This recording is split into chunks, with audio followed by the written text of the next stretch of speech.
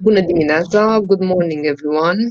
Welcome to the event that marks our significant questions about law and internet under the title of Ubiquity of Law in Cyberspace. This is the fourth edition of our conference. We are amongst friends and thank you all for joining us. This event is part of a larger framework of festivities due to the fact that this year our university celebrates its 160th anniversary, and I am proud to say that our faculty is 5 years older than the university, so we're celebrating our 165th event of welcoming friends and students to take part in celebrating and discussing law.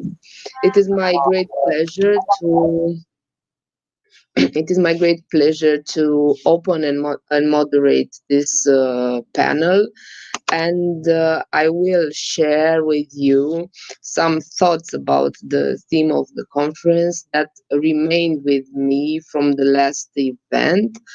Thoughts that made me wonder what makes IE part of our world and how will IE evolve in becoming a legal subject or with autonomy. I was wondering what makes humans humans, and what are our ways of dealing with the environment in which we evolve and live. And in this context, I understood that we have two sets of two models of adapting to the world: the model of survival, which is significantly challenged these days due to the international pandemic, and we are all prepared to fight. But we also have a creativity model, one in which we embrace with empathy other living organisms within our environment. The struggle for resources, I think it's a part of every living system, and in a way I suppose it's part of the IE context also. An autonomous robot will have the will to identify and collect resources, as we all have this will. I hope that in my lifetime lapse, I will witness the uh, emergence of empathic, i.e., subject that will evolve from the struggle to resources towards creativity. This is my hope, my personal hope. Of course, I have some legal doubts under this context and this opinion, but today I will only witness the 9 exciting presentations that my colleagues offer. And in order to begin, it is my pleasure to give the floor to the mastermind behind this conference, to my dear colleague, Professor Ungureanu, to whom I thank for all the efforts that she put into this conference. Professor Ungureanu teaches international commerce law within our faculty, but today she will give us a general overview on the theme of the conference. With your permission, I will present every guest as we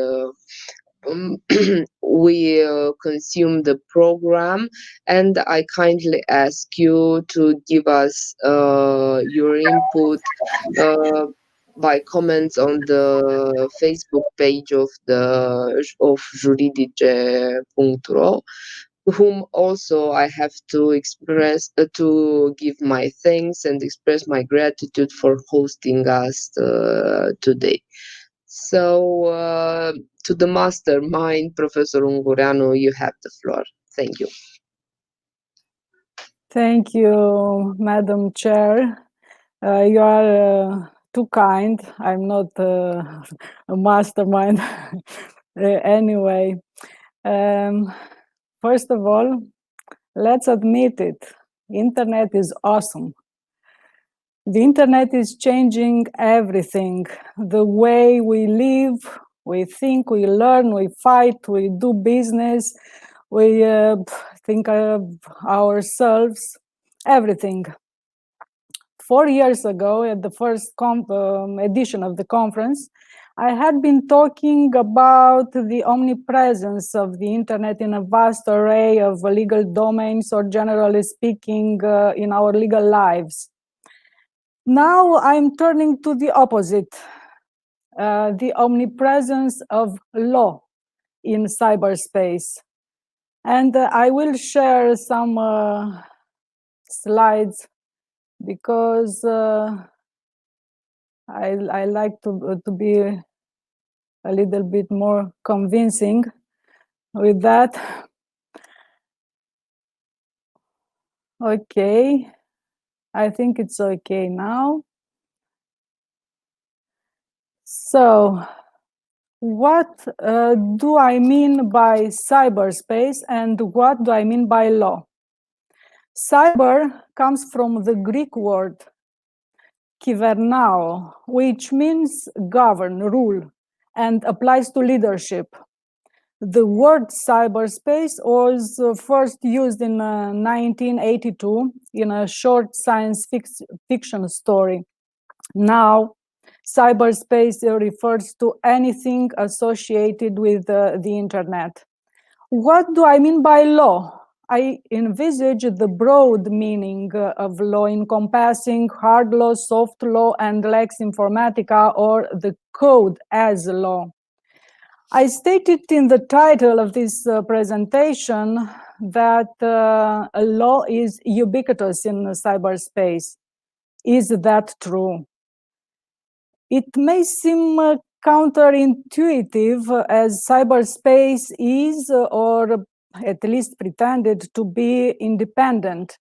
And by saying that, I'm referring to the Declaration of Independence of Cyberspace, dated back in 1996. Back then, John Perry Barlow said in his famous message to the governments of the world, "You are not welcome among us. You have no sovereignty where we gather.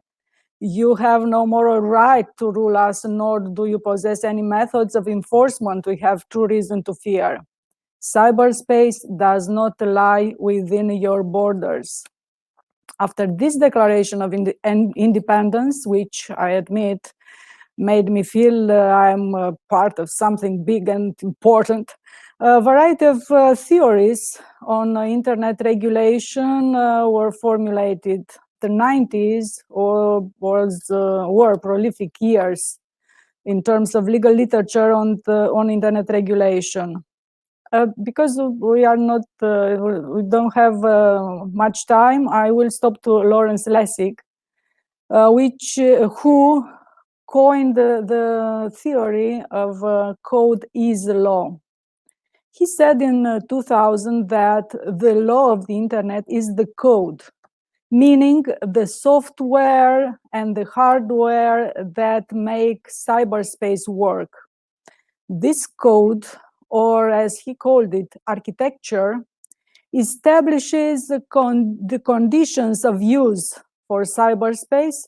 It determines the confidentiality or censorship, anonymity or possibility of identifying users. It determines whether anyone can access information or whether access is allowed depending on certain areas. Who can use the cyberspace and who is monitored, if there is a freedom of speech, and so on. This code is written by people. Who are these people? And according to what criteria do they write the code? Proclaiming the independence of cyberspace from governments does not mean that a vacuum remains in its place. It does not mean that those who write the code have no interests, or that when the interests of the state are no longer at stake, other interests do not take their place. In my opinion, Lessig theory is more actual than ever. State regulations are subject to control through a mechanism that has proved its functionality. Is the code written for cyberspace subject to any control? What kind of control would this be, if any? According to what Montesquieu said in the L'Esprit de Loi in 1748, pour qu'on puisse abuser du pouvoir, il faut que par la disposition des choses, le pouvoir arrête le pouvoir. So, who could control the power of the code? It seems that only the state has the necessary leverage to do so. More recently, along the same reasoning as Lessig's, other authors have argued that cyberspace is governed by software and algorithms that regulate our online actions through rules embedded in code developed by several private actors. Unlike traditional rules, legal rules, which stipulate what people should or should not do, the code determines what people can or cannot do. This means that if there is no possibility to act, the code cannot be violated. The advantage of this form of code regulation is that instead of relying on the enforcement of ex post legal rules by third parties, for example, by state courts or by arbitral tribunals, the rules are implemented ex ante, making it almost impossible to breach them. Still, the reality proves something else. People use the internet, and the virtual world can be as harmful as the real world, can create conflicts and misunderstandings, which eventually have to be solved. Whether judges, lawyers, prosecutors know how to do this or not, it is for them to decide.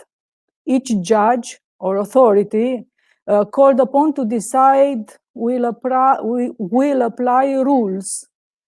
If there are not any, will apply general principles.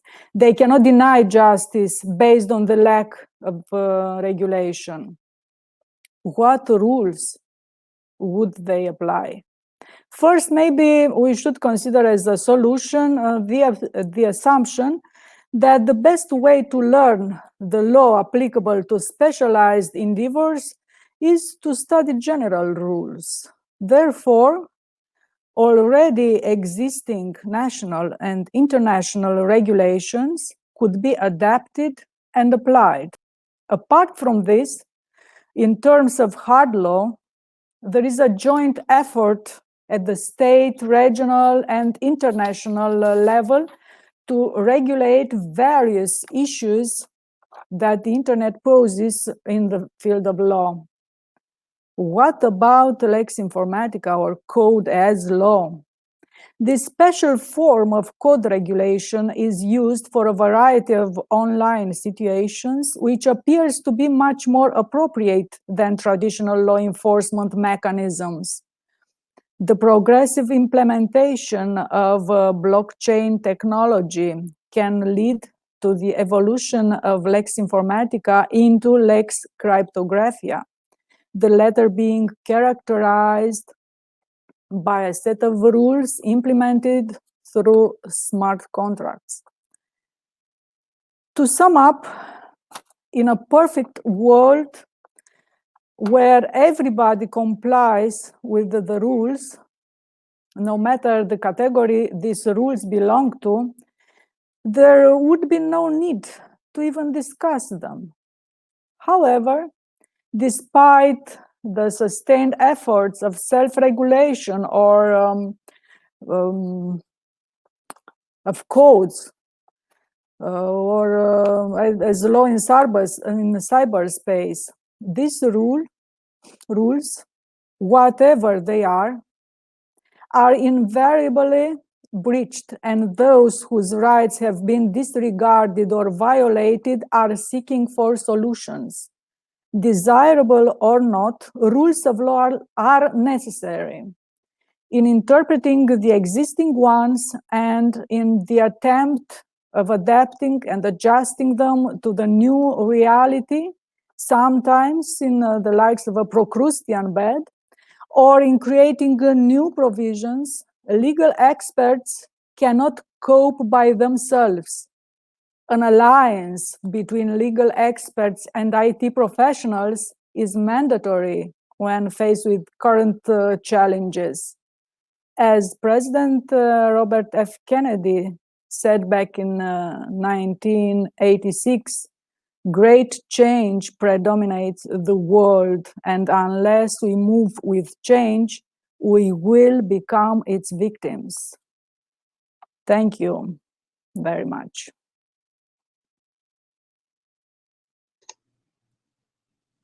Thank you, Professor Ungureanu, for raising some significant questions about the future of law in the internet and for underlying the struggle of power that internet hosts.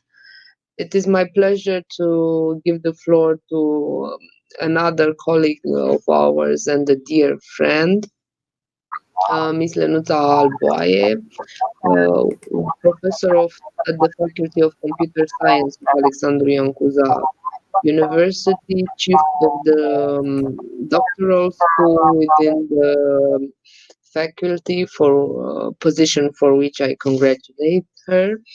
And from her significant work, I would like to underline the fact that Professor Alboaie assures a firm connection between the business environment and the academic environment. So I'm pretty sure that we will have today some significant input on this dialogue. Professor Alboaie, you have the floor. Thank you. Thank you very much for the introduction.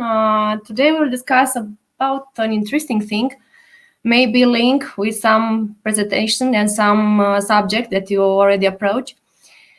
And the title is Another Age, a New Beginning. Actually, I'm referring to evolution of web. We have many steps till today, and we'll see many edges and new beginnings all the time. We meet this, and of course we'll underline what means edge computing. Of course, when we are talking about history, we have a lot of application and platforms, and of course we can analyze from different point of view: architecture, integration, security, and privacy. If I remember well, it was a presentation that I performed 2 years ago at the same conference. So I'm happy to be here again, like a continue activity. But today we'll discuss about interaction and impact in our life of these technologies. And let's start with Web 1.0, which means static pages. Well, this Web 1.0 started in 1989 at CERN. It was a so-called read-only web. But what is important is that in this period, we are talking about the information age. So information age is born. At Web 2.0, we have another characteristic. Actually, the lack of the active interaction of common users in the previous version lead us to this, where users can create resources and can, of course, use the other resources. So we have so-called read-write web, or a participating web. And as we know, in this period, a lot of content was created on social networks, electronic commerce, and so on. So in this period is a period of Facebook, Flickr, Twitter, and YouTube, and Script, and so on. So it was a quite important period for interaction. For Web 3.0, well, for many users, this period was not so visible. Because here in the period... Miss Alboy, I have a request. We don't see your screen entirely. Could you adjust it a bit? I did the full screen. I'm seeing. Nu vă vedem ecranul în întregime. E tăiat o porțiune. I can do something like this. Better, I think. Probably it's a difference of a resolution. I have a bigger resolution, and probably this is the reason. Yes. But it's better this way. Thank you. And something like this. Okay. Awesome. Okay. So this period, how I've mentioned, well, it was so it's not so visible for many users, for usual users, but in this period, we can distinguish as a result faster results and more relevant results for the end users. Actually, in this period, we are talking about artificial intelligence. And we discuss about reasoning using ontologies and Sparkle language for interrogation, and of course natural language processing instruments. So it's a period where user receive more precise information, easier interaction, and easier navigation. We are going farther in 4.0 period. Well, actually, we are here in this period, but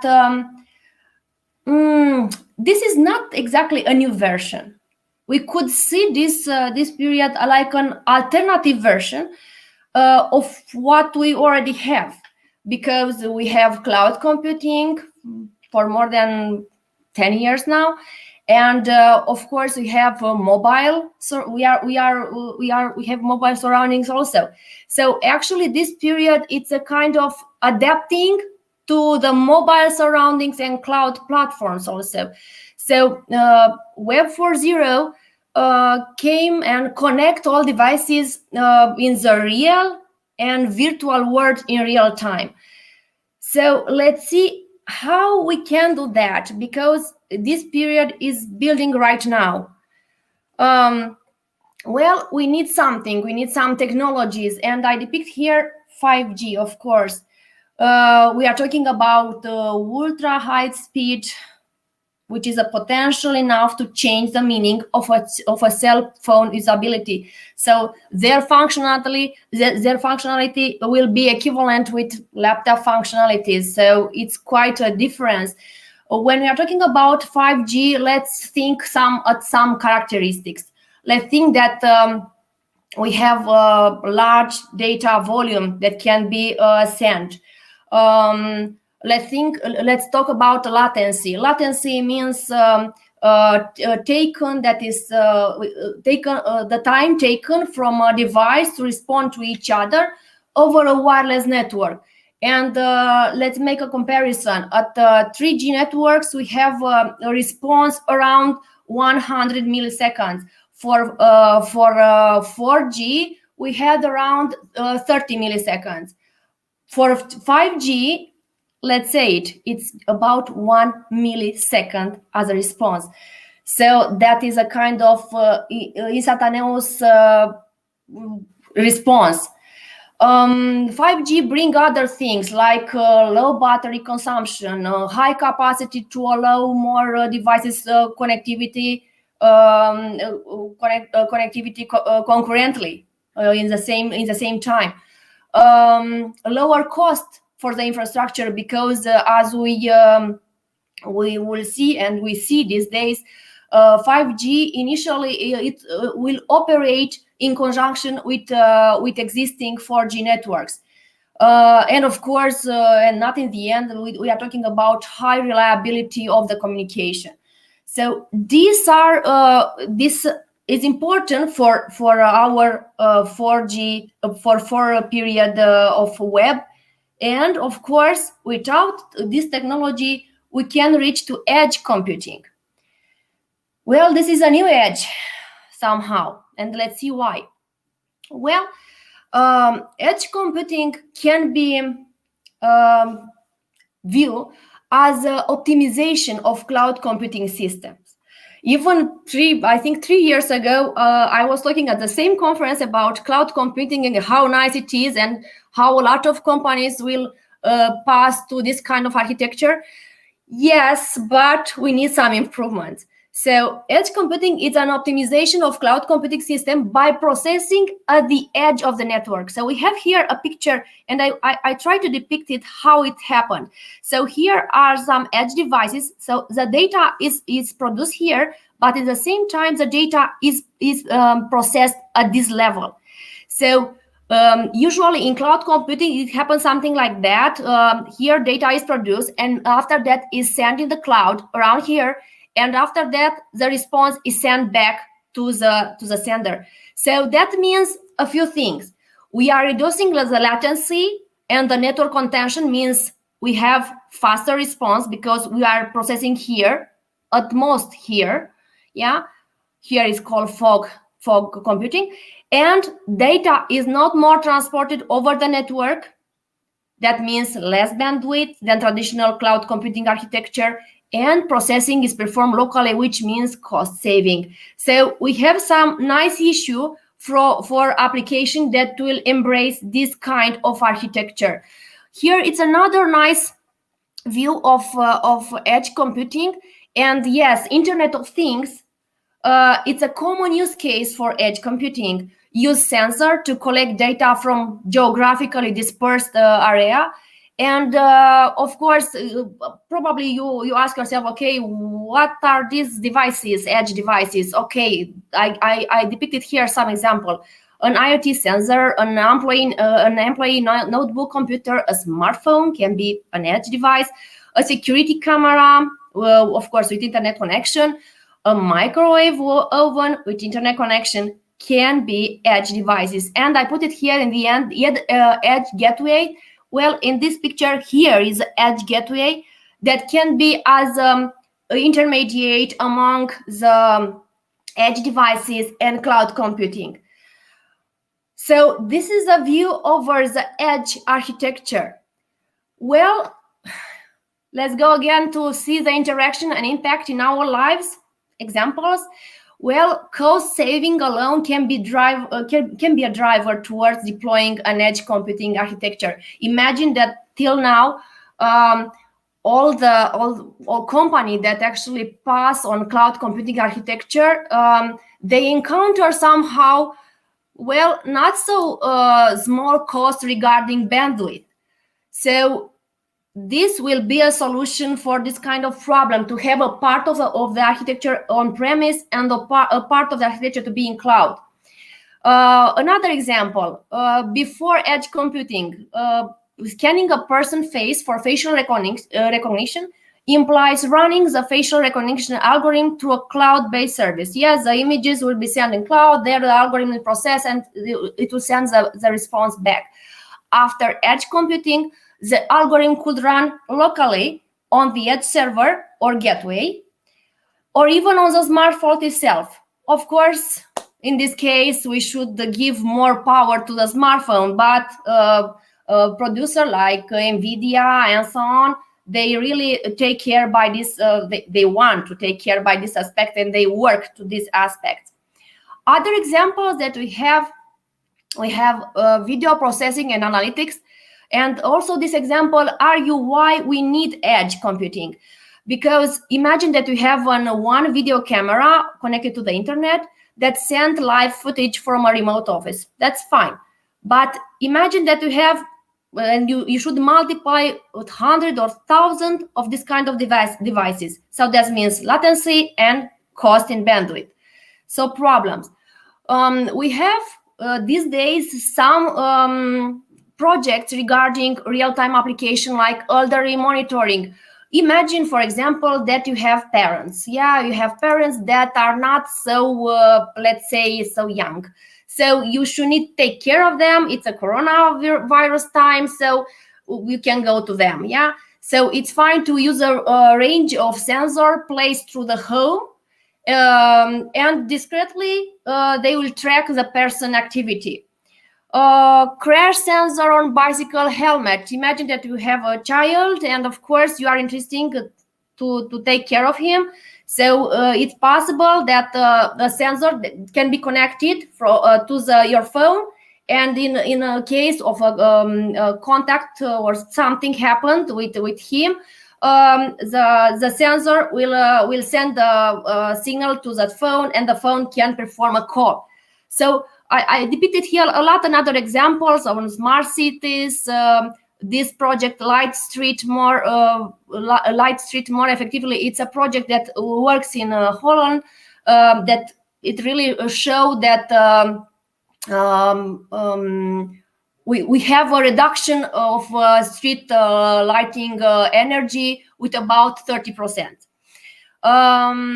Smart structure also, for example, it is an existing technology that is called a smart pile technology, and there are some wireless sensor embedded within concrete foundation pile to ensure the quality and the integrity of the structure. And this sensor can provide event monitoring for the project implementation, both during and after its completion. So as you can see, edge computer can be used everywhere. Of course, till now, I said a lot of nice things about edge computing. Okay, it's a moment to say bad things about it. Despite the excitement in the industry for these use cases, there is still work to make them commercial. Sometimes it is technology maturity or for regulation to catch up. So, for example, UK government performs review of the existing law to consider responsibility of humans and computers. It's a harsh, for autonomous driving car, it's a harsh problem. Or in the case of augmented reality and virtual reality, the technology is not yet appropriate for many use cases. So, for example, the weight, the power need for headset makes them impractical for remote use over a long period of time. Since I read that 1 month ago, Facebook is ending its well-known project, Oculus Rift, in order to focus more on devices that can be played without a separate computer. Another issues, we have issues regarding privacy issues. Imagine that when we had cloud architecture, okay, it's a centralized one, there are many codes, but we have a secure environment with privacy issue. But when we have edge computing, then the number of IoT devices grow, and it's imperative to understand the potential issue security around these devices. Also, there are other issues regarding quality of services that should take into account things like, okay, data delivery and in a right and processed correctly when a node goes down. So should in comparison with cloud, we should improve other failover management and redundancy mechanisms. We can be costly also. So all the things are in quite a research these days. Well, we are going further to web 4.5.0. Well, as you know, artificial intelligence, how what it was said before me, is the capacity of a computer to communicate, reason, or behave just like human. And some believe that we will be able to create it perfectly. So till 2030, because the telepathic web will appear after. What means telepathic web? Means, or web of thoughts. Brain implants, ability to communicate with the internet through thought, to think of a question and open up a web page. Payment will be made with a microchip in the brain or the hand, and all devices will be connected to the internet. And probably right away you will see a lot of problems and issues that are linked with low domain. Okay, I think I create you an overview over evolution of the web. Here is some bibliography, and in the end, I depicted, I don't know if it's good, if it's bad, but it is. So, in the next century, planet Earth will don an electronic skin. It will use the internet as a scaffold to support and transmit its sensation. Neil Gross from Bloomberg. It's a good, I don't know, thought that we should think about it. Thank you.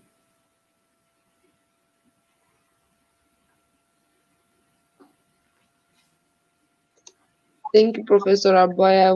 I was intaking the news.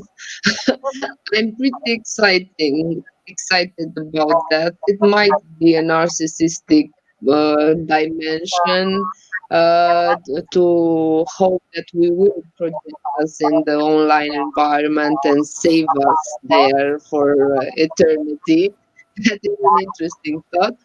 But to that point, I am really excited about your presentation. Thank you very much for your useful and what I want to say that in the final, as you see, I put some flowers here to be somehow versus what Neil Gross mentioned. You know, we have flowers also, not electronic skin. So we'll have like a two-dimension world with nature and web of thoughts. This is a very optimistic future. I'm looking forward to this moment. Thank you. It is my pleasure to ask our next guest to intervene. It is Professor Charles Zimanski. Good morning. Professor of Law at the Faculty of Law of Vita Taus Magnus University, Kaunas, Lithuania. Which Professor Zimanski is specialized in comparative labor law and alternative dispute resolution, and will present us today a theme emerging from his research. Professor Zimanski, you have the floor. Thank you. Okay, thank you. Thanks for the invitation to this conference.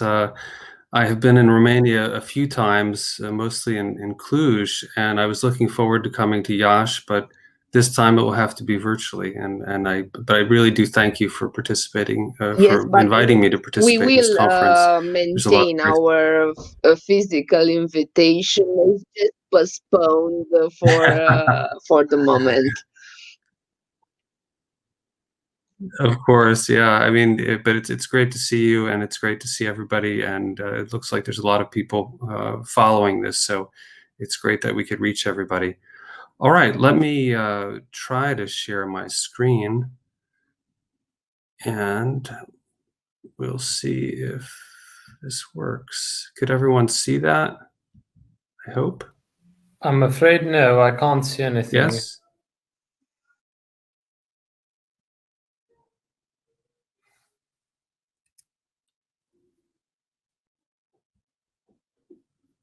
Okay, let me try it once more.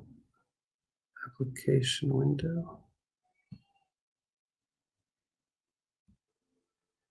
How about now? That's better, I hope. It's better. Is that okay? Okay, and let me try to do the full screen. Is that okay? Yes. You've got the slide, I hope. Okay, great. Thank you. Sorry, I just wanted to make sure it wasn't like a super Zoom as it was before. All right, great. My topic today is related to the theme of the conference. Obviously, it's algorithms in labor law, and what it means from really a labor and employment law perspective, the use of algorithms at the workplace and in the application process. I think everybody knows what algorithms, what they are. In this time of the coronavirus, many of you may remember, especially in the spring and even now with the lockdowns, when I was shopping for like cooking equipment. I wanted to upgrade everything. All the restaurants are closed, so I decided to use my home cooking skills. And as a result of that, every time I did any kind of research or looking on the web, these pop-up ads appeared, for pots and pans and coffee makers and things like that. And, that's an algorithm, right? The advertisers are using this, looking at my patterns, my search history, and, prompting me to things that I might be interested in based on my search patterns and my search history. So for the advertisers, this makes sense because they know this. Hey, Szymanski is a guy who's interested in cooking. Let's target these advertisements for him. It's going to be better than just blanket advertisings, like to everybody who might not be interested in cooking. So I would summarize it in that maybe it's too simple, but a shortcut for decision making using artificial intelligence. In this case, the advertiser doesn't waste their energy trying to pinpoint their ads to people who are not interested in cooking products, for example. Well, how does it work in employment? Well, what I'm going to talk about today is two things: the use of algorithms in recruitment of employees, and while you're at work, while you're working. And for recruitment, the advantage I think is clear. Like advertisements, why waste energy on efforts that won't produce results? We want to be able to select the best employees instead of taking a chance, right? And then going through some type of termination or disciplinary process. If we could figure out a way to hire better employees to begin with, that's going to be better for employers and probably for employees because they're going to be better fits at that particular workplace. Also for using it at work, once you're hired for promotions, disciplines, or termination, the idea is that it produces more objective and maybe even better managerial decisions, right? It's not subjective about, hey, the manager doesn't like you, your boss doesn't like you. The algorithm figures this out. And, if you believe in data and if you believe that this is a fair process, then maybe that's more fair and more efficient than a subjective decision by some supervisor. So in two aspects, right? Recruitment and while you're at work. Now, that's the possible advantages to this. And what's the legal framework, the labor law framework, where we're going to look at these actions and the use of these algorithms? So there is some possible problems that we'll get to in a moment. But what's the framework to start with? Well, two areas, I think: discrimination law and employment discrimination law, and data protection. with regard to discrimination law, or I would say anti-discrimination law, the US and European Union labor law discrimination principles are similar, I think. So I think there's going to be a similar analysis when we apply discrimination law to the use of these algorithms at work and in recruitment. In data protection, there's a huge difference. In the US, there's very minimal data protection rights for employees. And in the EU, as most of everybody knows, there's the GDPR, which is beginning to supply a host of rights to your data, and not only to everybody, and including employees. So we're first going to look at some discrimination aspects, and then at the end of the presentation, we'll turn to data protection aspects of the use of algorithms by employers. All right, with recruitment. One aspect of using algorithms in recruitment is through data mining and predictive matching. And so basically what this does is the employer, or maybe an intermediary, another firm that the employer hires, will look at keywords, phrases, other information on your social media websites, on your Facebook site, or other, Instagram, and they'll go through this. They'll go through these documents and web pages, and they're looking for particular terms or particular information. And if these things are present, if these keywords are there, or the other information, then you get past the first level and you get maybe a further interview. If you don't have these keywords, you don't have this information that would be revealed through data mining, then you're rejected. Your CV or resume is rejected. So it's a way, especially if you have a large volume of CVs or resumes coming in as an employer, just to screen out a lot of people and just pick the few people that meet these requirements. Again, it saves time, and the idea is it's a more efficient way to get a better employee. I want to give you an example of it because it really depends on what the platform is using, or what the particular algorithm, or what the employer wants to look for. And one company in the US called Evolve, just to pick out 3 things that they were looking at, from available information from applicants or resumes, they looked at 3 things. One is what internet browser the applicant used. So when you uploaded your resume, when you applied for a particular job, they were able to determine what browser you had been using. And if the employee used, or not the employee, if the applicant had used the default browser, if whatever came with your computer, that's bad, you were deleted, no consideration of you anymore. If you upgraded and you went to the most recent version of a browser available, or changed your browser, I constantly get these pop-ups for, do you want to switch to Chrome, right? If you did that under the Evolve algorithm, that's good. And then you make it to the next level. So we'll talk about maybe why that is, right? I mean, maybe we'll have some discussion later, but you might be able to guess. The sense is that it would show you have some initiative.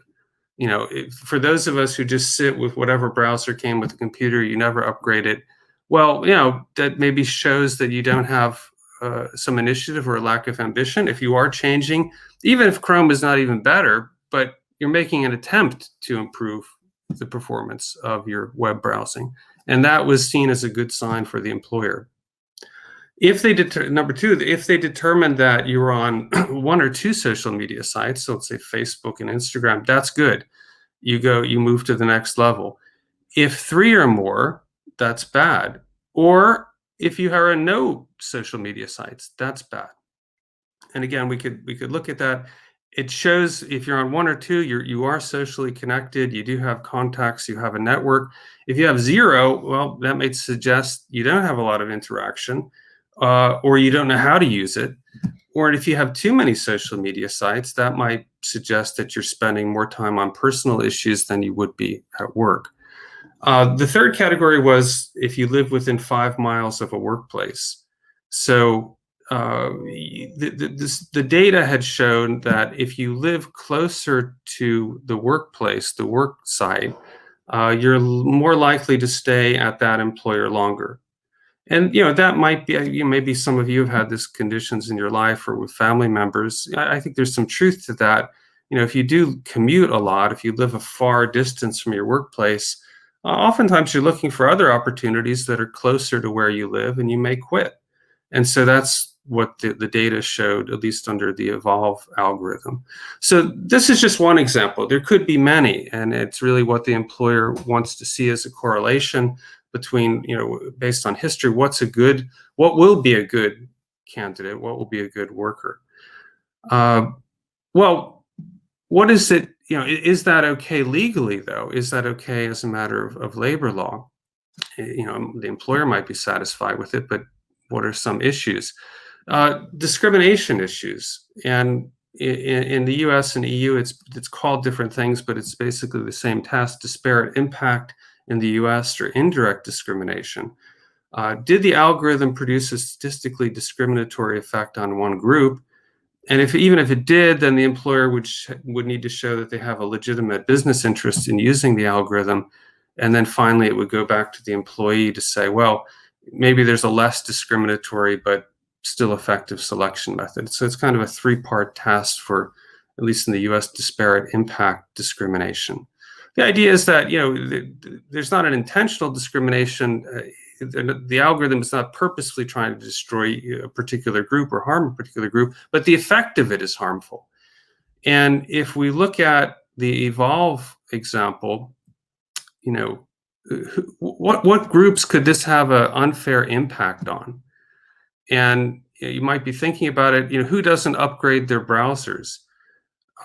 It could be older people, right? It could be people who, are not so concerned with this. Younger people, I would imagine, statistically would do that, but older people probably not. So it could be disparate impact discrimination or indirect discrimination on the basis of age. Living close to the workplace. Well, it depends, I'm not so familiar with Romanian cities, but, if we look at other cities like in France or in the US, sometimes there are concentrations, right, of certain ethnic groups or minorities in certain places, right? So in Paris, I guess it would be the suburbs, and in the US, it would be the opposite. The urban centers would have more minority population. So, living close to the workplace, if I'm in the US and I have an office in the suburbs, well, that area is going to be all white. And if I screen out everybody from the inner city, I'm going to exclude all, Black people, for example. Having no social media accounts, again, that might be an issue of age discrimination. Okay, that's one thing, data mining. The other issue would be targeted advertising, targeted job advertising. And this is you're looking for employees through Facebook and Google. Here would be some age and gender issues that come up. And I have a picture of an ad from IKEA. This is in Canada. And if you look at the bottom of the screen, look who this is targeting. It's targeting people ages 18 to 40 explicitly. And Facebook would enable you to do that. If you're looking to place an employment ad, you could screen it to age. And here we see an example of that. Here is another T-Mobile post. You could see why, you have to click, right? Why am I seeing this ad? Because it reaches people ages 18 to 38 who live in the US. So clearly this would be an issue of age discrimination. The other issue, however, would be, it's a little more complicated, because is Facebook an employer, right? Facebook could say, hey, we're just like a newspaper. You're just posting an ad. That's not our problem if it's discriminatory. However, the better theory, I think, and that would hold Facebook liable for employment discrimination, is to say that really Facebook is more like a recruiter in this situation. By using algorithms, by enabling you to target what kind of people you want to see these ads, they're really like an employment recruiter. And generally, recruiters are covered under labor law, and they're covered by anti-discrimination law. So I think they could be subject to liability that way. There was a case in the US, the American Civil Liberties Union versus Facebook, and they settled it. And under the settlement agreement, Facebook agreed not to allow employers, for example, to target by zip code. And again, what could that do? By zip code or pin drop, again, you could target people in an area of one ethnic group, right? And maybe in the US, that would be predominantly white people, and you could avoid minorities. So Facebook said you can't do that anymore. None of this IKEA and T-Mobile advertising. You can't target by age or gender and that sort of thing. So this was a settlement, and it was viewed as a big kind of success. But I should add that this is unfortunately not the end of the story. Even after the settlement, they did a study of ads for a truck driver position, and 80% of the ads were shown to men. Why? One of the reasons was that, again, maybe the employer didn't target men, but the algorithm is looking for who's going to click on this ad, and it may correlate driving trucks or interest in trucks or other things which male users are doing. And so the algorithm kind of just is built in there that it would be more efficient to show these advertisements to men. So it's not purposeful. The employers are not targeting men, but the algorithm does that on its own. And as we see, 87% of the ads, even after this settlement, for a truck driver were shown to men. Okay, another area would be pre-employment tests or quizzes. This could even be a video game. And I clicking on a screenshot of Wasabi Waiter. This is a video game that you have to play, and basically you're a sushi chef, and you see the customers there. You've got to serve them. Some of the customers are regular customers. Some of them are ordering expensive stuff. Some of them are first-time customers, and the game speeds up and up and up until you have to make some decisions to prioritize. Who are you going to serve first? Then you could see maybe some, this is not the clearest picture, but there's some sushi on the floor. There's some mistakes. Coworkers screw up, they mess up. Do you help them, or do you worry about your own order? And the employer evaluates how you perform on this. Again, efficiency, prioritizing, helping coworkers. Are you focused on business interest? And then they make a decision about how you score on the video game as to whether or not they'll hire you.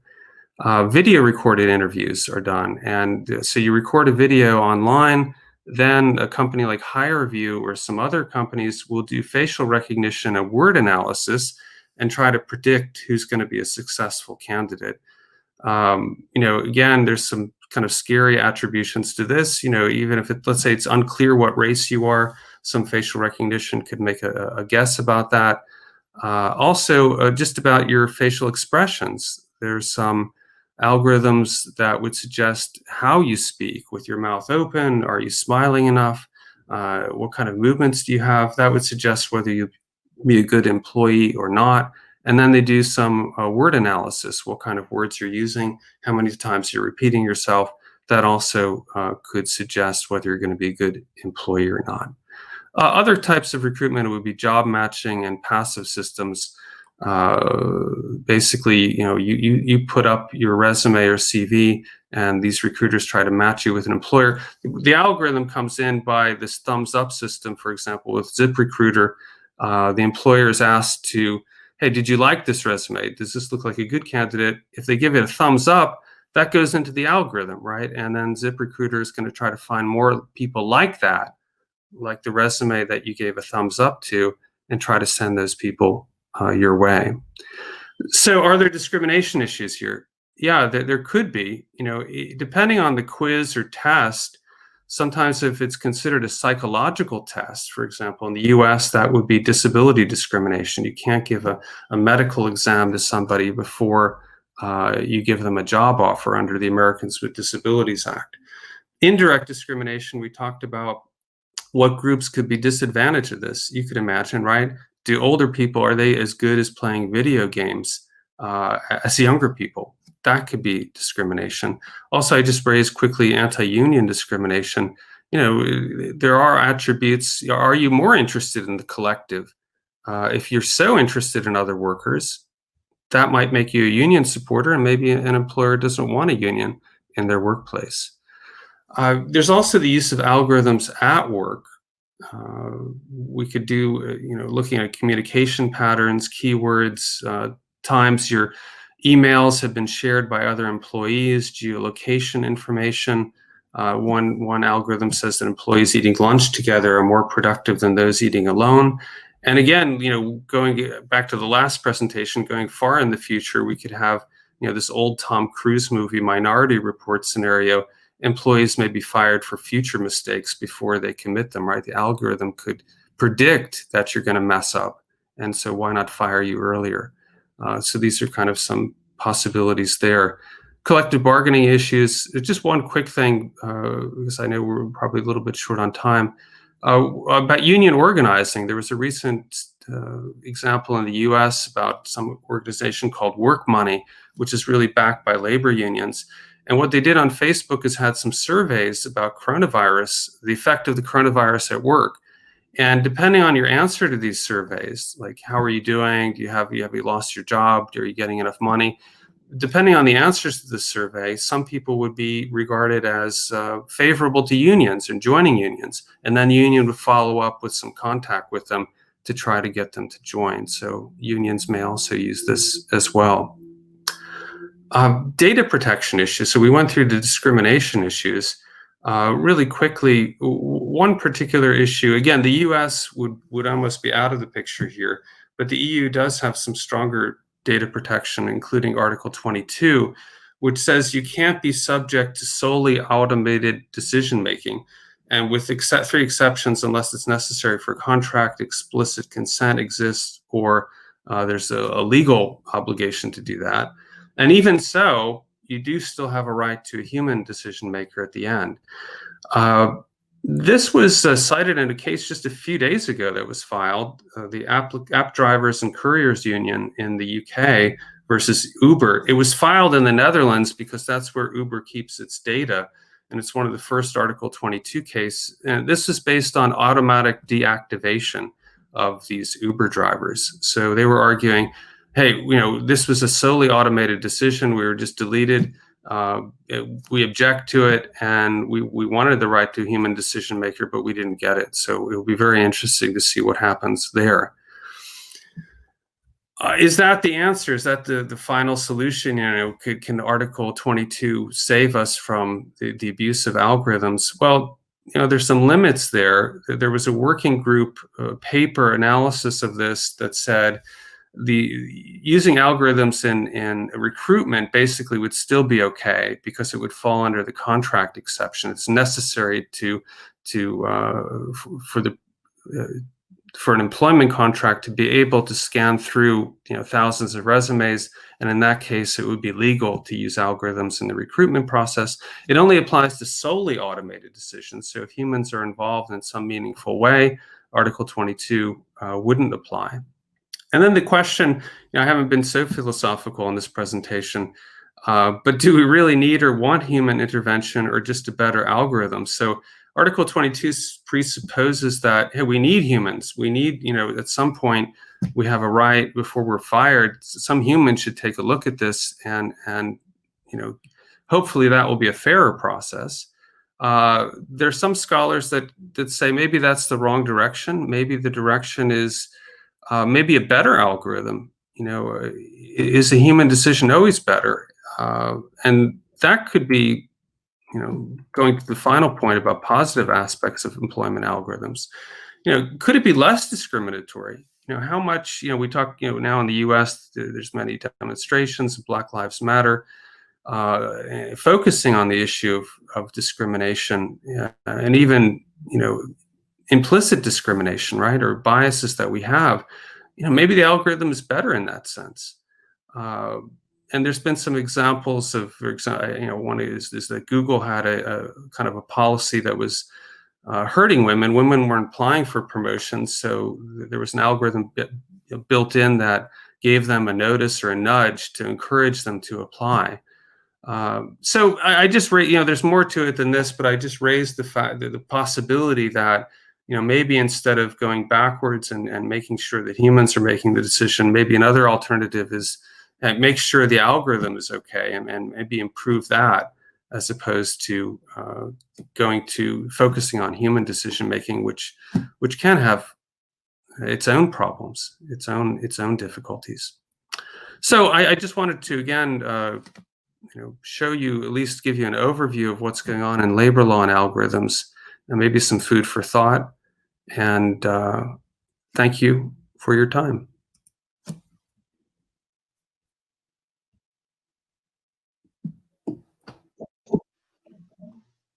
Thank you, Professor Szymanski. You already scared me. You had some frightening insights on this mind game and reaction to human behavior in workplace and in online interactions. I find very interesting. I found very interesting the last aspect you underlined about Google and Amazon and the problem of intention behind this decision-making process. Thank you for your input. I maintain my invitation to visit us in Iași in order to evolve our cooperation and the discussions on this subject. I also thank our colleagues at Prima Înainte for inviting you to work with us today in this conference. Since you mentioned Cluj, it is my pleasure to underline the fact that our friends from Cluj are always present with their significant contribution to our events. And today we have among us, it is an honor for us to have among us Șerban Diaconescu. Dear friend, friend of this conference, it is a relapse in crime. Professor Diaconescu is Dean of the Faculty of Law of Babeș-Bolyai University, a renowned professor, lawyer, counselor and trainer. And the theme he proposes us today revolves around protecting personality rights in the virtual environment by non-patrimonial means. Professor Diaconescu, you have the floor. Stimată doamnă decan, stimați colegi, bună ziua tuturor! Așa cum am anunțat înainte, prezentarea mea va fi în limba română, pentru că mă voi referi la o serie de aspecte tehnice legate de drept comparat și legate de aplicarea legii române și sigur că sper să reușesc, da. Așa, sper că este în regulă în ceea ce privește prezentarea. De aceea I will apologize for foreign invitees to this conference.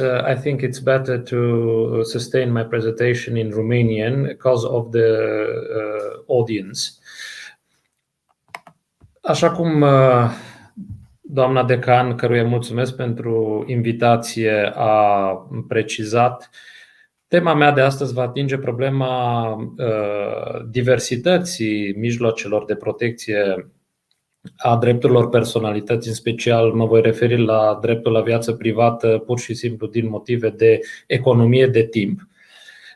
Și să vedem în ce măsură putem găsi niște legături între aceste mijloace de reparație. Pentru că, așa cum am văzut în prezentarea de deschidere a doamnei profesor Tamara Ungureanu, căreia de asemenea îi mulțumesc pentru invitație, categoric este nevoie de o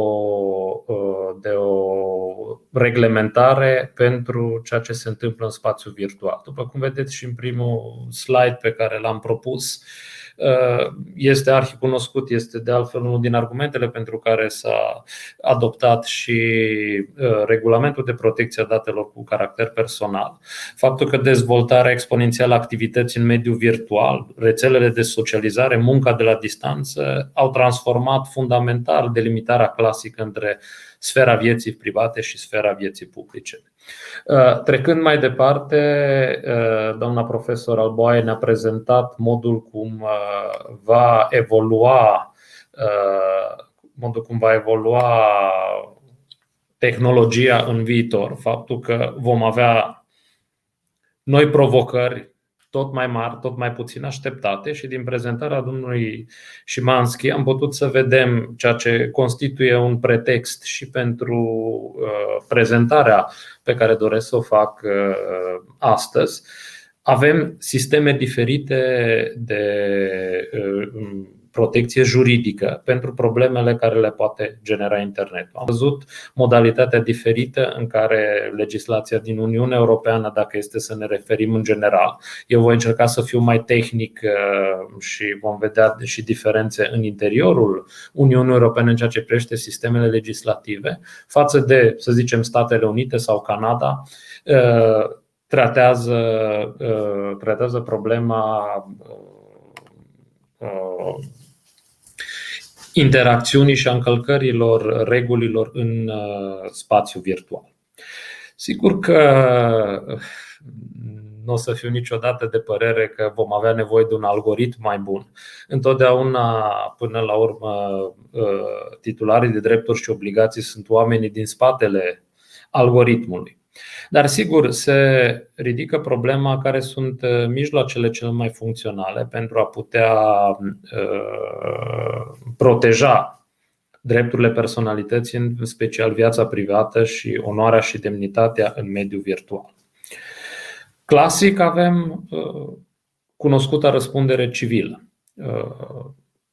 De fiecare dată când sunt încălcate regulile de conduită, să zicem, regulile de conduită stabilite de cel care reglementează accesul și modalitatea de desfășurare a activităților în mediul virtual, am putea avea o acțiune în răspundere delictuală. Însă, așa cum ne arată practica, răspunderea civilă delictuală singură nu poate să răspundă întru totul acestor necesități. De aceea au fost inventate și implementate și alte modalități de protecție.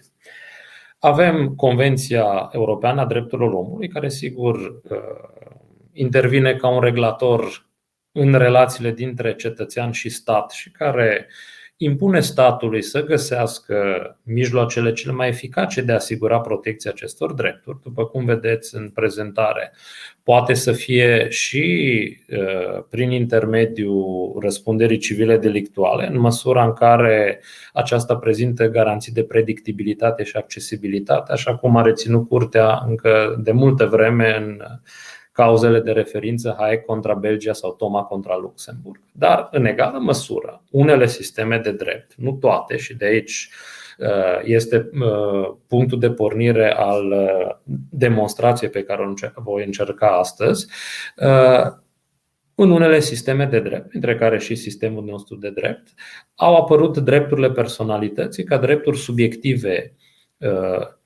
civile care să permită în planul dreptului civil, în planul relațiilor dintre particulare, să fie protejate prerogative ce țin de protecția vieții private, protecția onorii și demnității și a celorlalte drepturi ale personalității.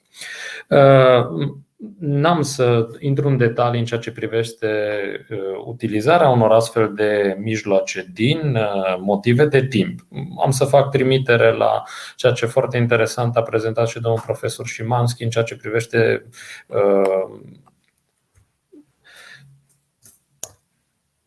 problema algoritmilor prin care sunt selectați discriminatoriu anumiți candidați pentru locuri de muncă, care poate să fie un foarte bun exemplu. Și acum, pentru că am spus că pornesc de la diversitate, să vedem dacă putem găsi un numitor comun valabil pentru mijloacele nepatrimoniale de protecție.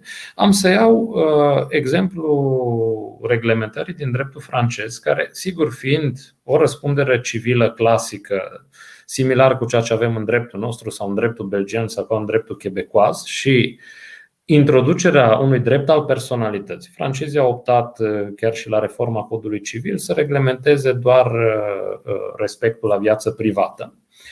Dar, alături de respectul la viață privată, care ca și prerogativă permite luarea unor măsuri nepatrimoniale, chiar și preventive, adică undeva semnificativ în afara sferei obișnuite de aplicare a răspunderii civile delictuale, înainte de a se produce orice fel de prejudiciu, pentru a opri orice atingere aduse vieții private, au mai reglementat ca un mecanism de funcționare prezumția de nevinovăție în materie civilă, subliniez, nu în materie penală cum suntem noi obișnuiți, unde permite textul ca și aplicație, ca și mijloc de protecție al vieții private, ca de fiecare dată când o persoană, înainte de a fi condamnată, este supusă unei expuneri mediatice sau unei expuneri pe internet cu privire la faptul că ar putea să fie vinovat de ceva, de principiu sunt permise măsuri care să înlăture această atingere adusă drepturilor subiective ale personalității în baza prezumției de nevinovăție. Ce a generat acest lucru și cred că este semnificativ pentru discuția în ce măsură sunt utile drepturile subiective ale personalității în plan civil, ce se întâmplă dacă apare în mediul virtual o discuție pentru încălcări, în mediul virtual o discuție de competență între sisteme legislative care recunosc drepturile personalității și cele care nu recunosc drepturile personalității. Ei bine, o jurisprudență care s-a structurat după decizia Casației Civile din 2008 spune că în măsura în care am un astfel de drept subiectiv care recunoaște alături de prerogativă și anumite mijloace specifice de protecție a dreptului subiectiv în plan civil, atunci acțiunile vor trebui să fie formulate preponderent pe acest temei, dar în măsura în care sunt și alte atingeri care exced prerogativelor recunoscute prin intermediul acestui drept și nu pot fi măsurile de reparație acoperite de acțiunile care sunt speciale, care sunt conferite prin aceste dispoziții legislative, atunci putem să revenim la mecanismul răspunderii clasice delictuale obișnuite. Și jurisprudența franceză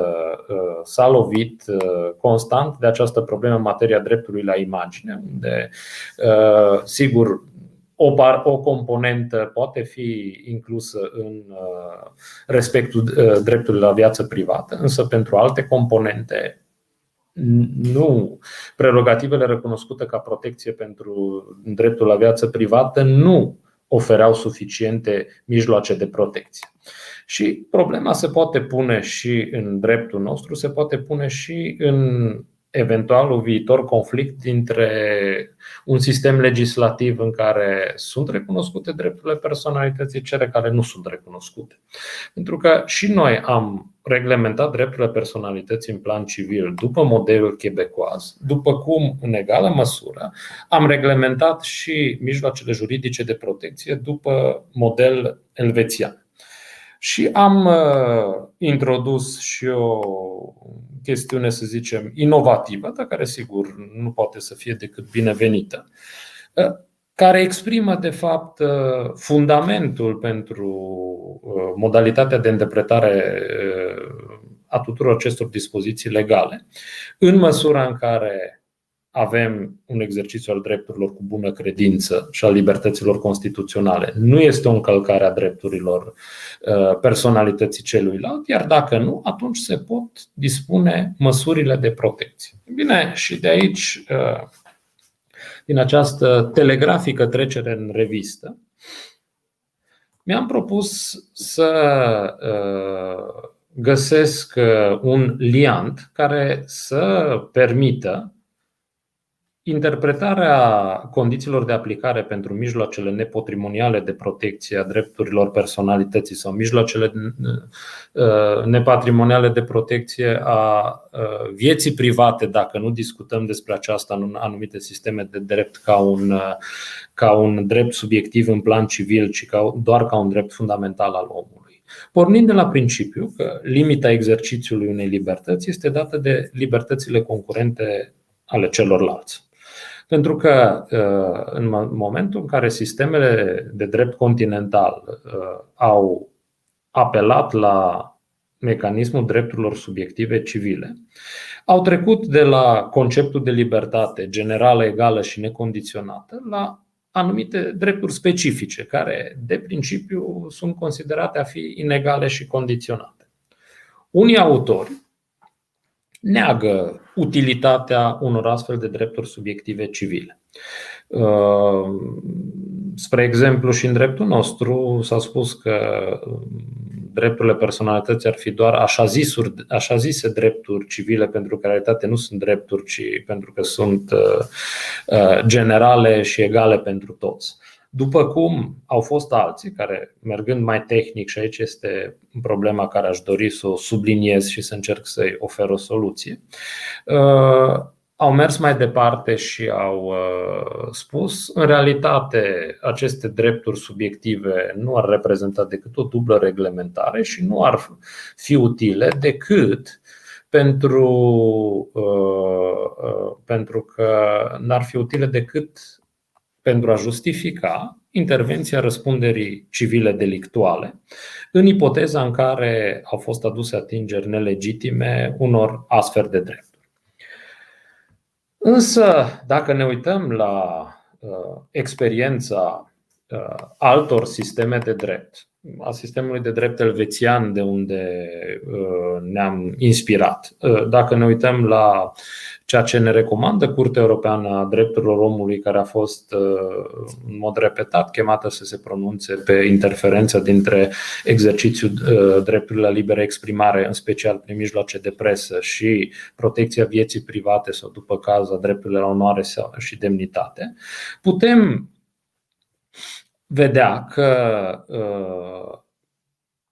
textul care a inspirat și articolul 253 din codul nostru civil permite, recunoscând acest drept al personalității, să acționeze în justiție și să solicite și alte măsuri de apărare decât clasica noastră răspundere civilă delictuală, care, după producerea prejudiciului și condiționată de existența unei vinovății, permite o reparare a prejudiciului, sigur, cu discuțiile care nu mi-am propus la acest moment să le dezvolt, legate de cum repar pecuniar un prejudiciu nepatrimonial.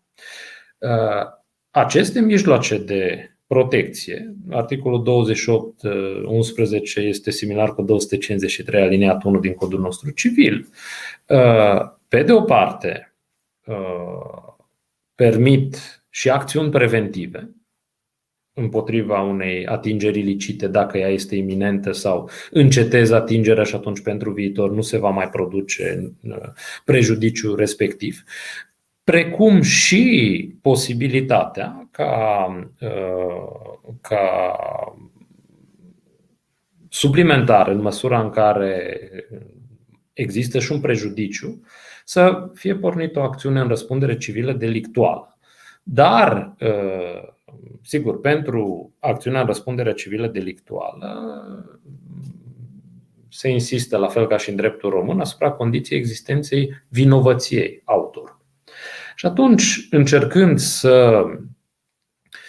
să conceptualizăm această problemă, este utilă existența unui drept subiectiv civil care să ne ajute să protejăm dreptul mai bine în mediul virtual sau nu? Din punctul meu de vedere, răspunsul trebuie să fie categoric da. Și urmărind, sigur, am dat doar 2 exemple pentru că mi s-au părut cele mai relevante și din motiv de timp limitat.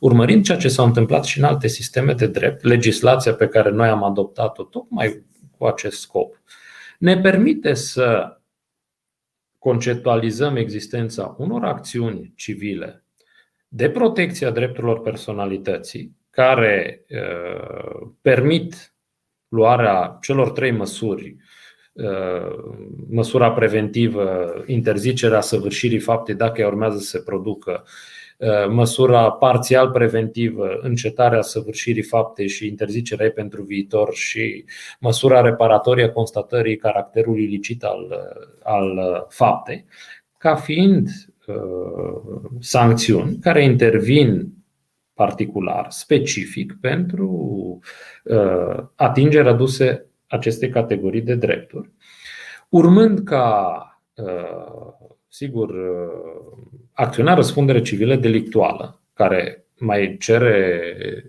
în plus cuantificarea unui prejudiciu, determinarea unui prejudiciu și automat vinovăția autorului faptei, să fie utilizată ca o acțiune complementară pentru repararea prejudiciilor, dacă ele se produc. Pentru că dacă ne uităm la 253.1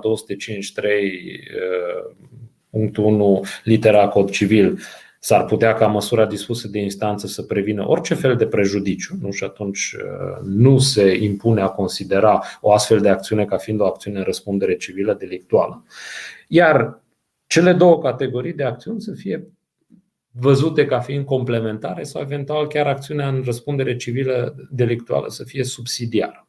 Sigur că, și aici am citat un reputat profesor de la Harvard care, sigur, pentru altă categorie de drepturi, drepturile intelectuale, unde și Statele Unite au fost nevoite să adopte legislația drepturilor morale de autor, au opinat că sistemul lor de torți, de răspundere civilă delictuală, ar fi fost mai eficient decât conceptul de drepturi morale de autor. Și sigur, întrebarea, și am să încerc în acest fel să mă îndrept către concluzia finală, întrebarea este de actualitate de fiecare dată când vom discuta despre legislații care pot să intervină și care nu au un sistem de drepturi subiective pentru protecția vieții private.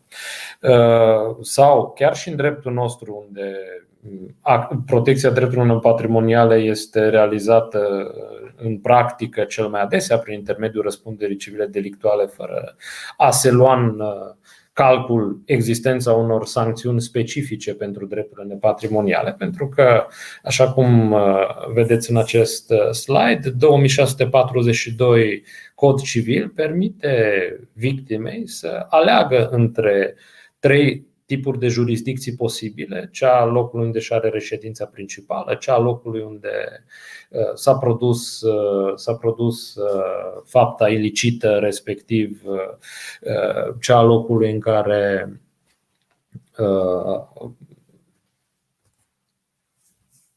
victima a suferit cel mai mult prejudiciu. Și atunci, sigur că alegerea sistemului de drept poate face ca cel care a săvârșit fapta, sigur, să se confrunte cu o problemă de sistem legislativ diferit. Însă, în opinia noastră, în măsura în care privim lucrurile din perspectiva corectă, putem observa că aparenta diversitate, vom avea, așa cum am început prezentarea, o serie întreagă de reglementări speciale, ca vă spune, e permis așa, nu e permis într-un alt fel. Dar dincolo de ele, ar trebui să găsim un echilibru între sancțiuni specifice care să poată să lucreze în materie nepatrimonială, în special pe partea de prevenire a aducerii atingerii unor drepturi nepatrimoniale și restabilirea dreptului atins, mai ales că subliniez, de multe ori lucrurile acestea se pot săvârși și fără vinovăție, adică fără să fie urmărit să se producă un astfel de efect sau nici măcar să fi fost neglijent cu privire la acest lucru, iar acțiunea în răspundere civilă delictuală să fie privită ca o măsură complementară, pentru că altfel va trebui să ajungem la soluții de forțare a răspunderii civile delictuale și după aceea la soluții injuste, pentru că deja s-a ajuns în materia drepturilor nepatrimoniale, cel puțin în dreptul nostru, preluând extrem anumite concluzii din hotărâri ale Curții Europene a Drepturilor Omului, se spune că în materia drepturilor nepatrimoniale prejudiciul se presupune automat, o să ajungem ca vinovăția să presupună automat și atunci sigur se va ajunge să fie golit de conținut ideea de răspundere civilă delictuală. Din punctul meu de vedere, ar trebui, destructurând și conceptualizând drepturile subiective civile ale personalității, ca acestea să fie așezate într-o relație de complementaritate. De fiecare dată când prerogativele pot fi protejate de o manieră care să permite sancțiuni nepatrimoniale, acestea să aibă prioritate, iar răspunderea civilă delictuală să vină să fie complementară. Mă voi opri aici, încă o dată cu mulțumiri pentru organizatori. Îmi cer scuze un pic de depășirea timpului, dar uneori expozeul nu poate fi calculat chiar atât de bine să se încadreze în cele 15 minute. Mulțumesc! Mulțumim, domnule decan. Consider că prețul în timp al ideilor valoroase ne face pe noi câștigători. Vă mulțumim că ați fost încă o dată alături de noi la acest eveniment. Plăcerea fost a mea. Extindem, desigur, invitația de a continua în acest demers și vă așteptăm de asemenea cu drag și cu prietenie la Iași. Allow me now, please, to give the floor to another dear friend of the conference and significant voice of the legal doctrine in Romania, Professor Silvia Lucia Cristea, Professor of Business Law and Civil Law at the University of Economic Studies in Bucharest, Romania, friend of Iași, of our faculty, and of our university, of course, and the significant analyst of legal issues. Today, Professor Cristea is proposing us a more personal approach on a personal theme. Regarding teaching law on times of pandemics, on law of time of pandemics, a temporary solution or lex ferenda proposal. Professor Cristea, thank you. You have the floor. Thank you very much. You are so kind, like always. I first want to thank all the colleagues, Professor Diaconescu, Professor Zimanski, which tried to introduce us in a very interesting approach to law, civil law and business law, because I am so interested in teaching law. I try to expose today. Yes, Mr. Codrin, help me. I try to read the window through application. Thank you. My concern is about two problems. First of all, I consider important to respond to thank you. This is the one. Yes. To the problem mentioned by Professor Zimanski, living close to workplace. Like one of the problem interested to me was if I live not so close to university, will be a problem. Will be this a problem to consider me black, like a black people of the town of the city of Bucharest? This is one problem. Another problem is okay. It's very good like this. Another problem is if we can find a solution for teaching on a platform, online platform, and which are the possibility to approach the student in this field of online platform. So, teaching law through online platform, a temporary solution or a lege ferenda proposal. First of all, I want to mention only section 3, variants for concluding courses on the online platform. The first version of teaching taught even at the university at special courses organized forum is posting online platform. I invariably started either a course or a seminar with the request to be present. When I added a question like, did you read the material, or what question do you have, or the reminder unclear notions, I noticed they were completely ignored. I prefer the option of working in the forum because it does not require a speed of communication. Neither student nor I was pressed for time to formulate answer or question, but are not like to go through all the material that I had proposed for that day.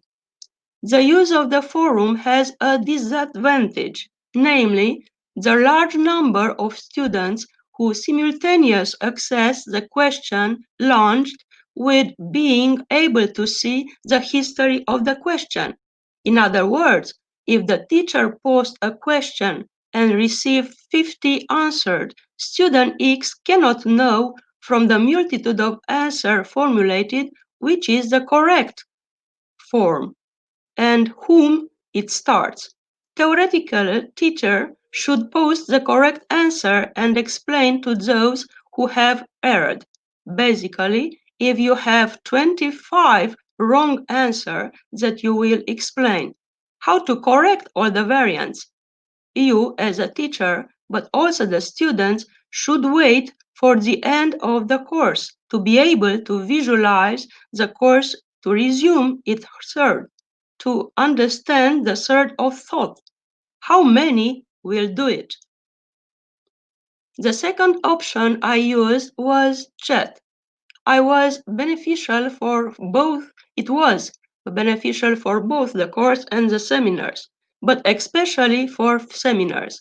The students like it for the speed of the approach.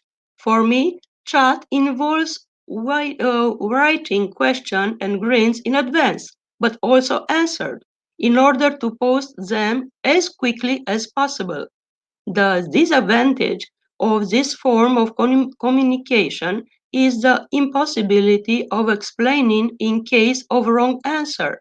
That is, when the share of wrong answer exceeded 15%, you viewing each answer is possible, being accompanied by the minutes of posting, and an explanation was required. The space for messages being small requires extra effort for me being loaded with psychological pressure, time passing, and the fact that they can lose with explanation too long. You can view any entry or exit from the room, namely chat. Therefore, I think the best option is a combination of forum and chat application. To conclude, in the first part of the seminar, use the forum as application first and then chat.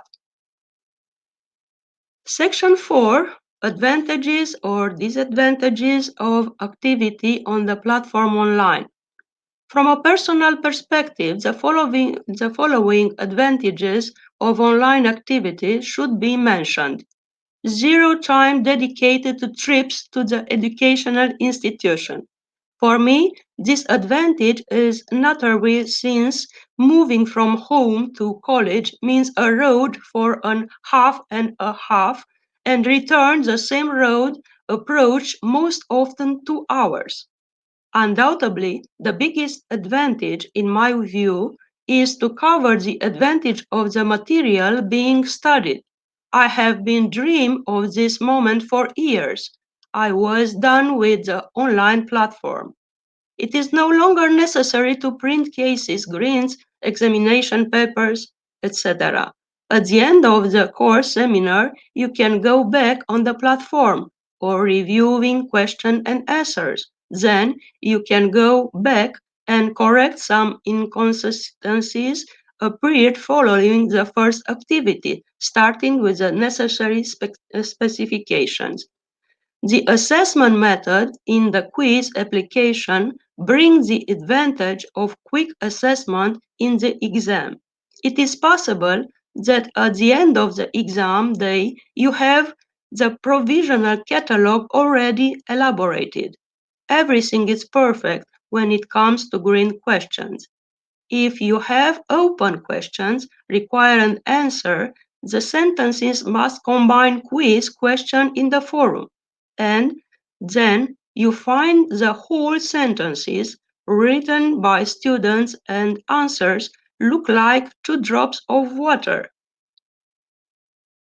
Other teachers have reported benefits in a study conducted in 40 countries on a sample of teachers in a pre-university system like the following: flexibility, ability to use teaching, a wide range of digital tools helpful, easy access, the online platform utility, material wealth and resources can be accessed, innovating character, increased autonomy, participation, and motivation among pupils, students, but some disadvantages.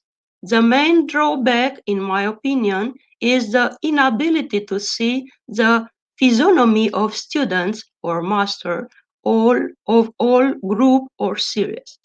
Gaining teaching experience tell me that the only way you can have feedback the own self seeing on their faces, then the information taught are clear. Students or master students is reluctant to ask questions on the online platform. These are questions you should address in the form of face-to-face teaching. His reluctances in that online question, once written, can be ridiculed by the colleague. In other situations connecting to the service platform, most cases, it's seen no need to waste time to ask questions. They may be a service charge which it is obliged to act. In other cases, students waiting for someone to ask a question to the gods. This is evidenced by the situation that the previous course seminar, after first reading lecture notes, students formulate questions but send them to me by mail. But if they have a choice between the professional and the personal, they will prefer the last. Over the year, I got to stimulate students or master giving scores during the course seminar. I try to maintain this practice, but the effort becomes supernatural. Imagine give one 10 points for a correct answer to a question on chat and get 10 correct answers. We address another question, another 20 correct answers come almost simultaneously. How to write down 30 names of students. I stay after the activity and try to gather the results and pass them in the table prepared by groups or series. It is no easy to imagine how much it can take such a procedure, especially when the semester ends and are adding all points gained during teaching. We do not work with one group or one series, but a plurality of group and series. It is not easy to imagine how long such a procedure can take. My experience in the field of online teaching was, at the time of March 2020, limited, although I taught for many years in distance education at our university.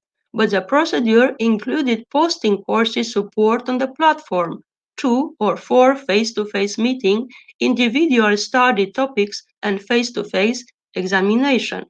My experience in teaching online was at the time in March 2020 reduced, although I thought, for this reason, I believe that my experience in online teaching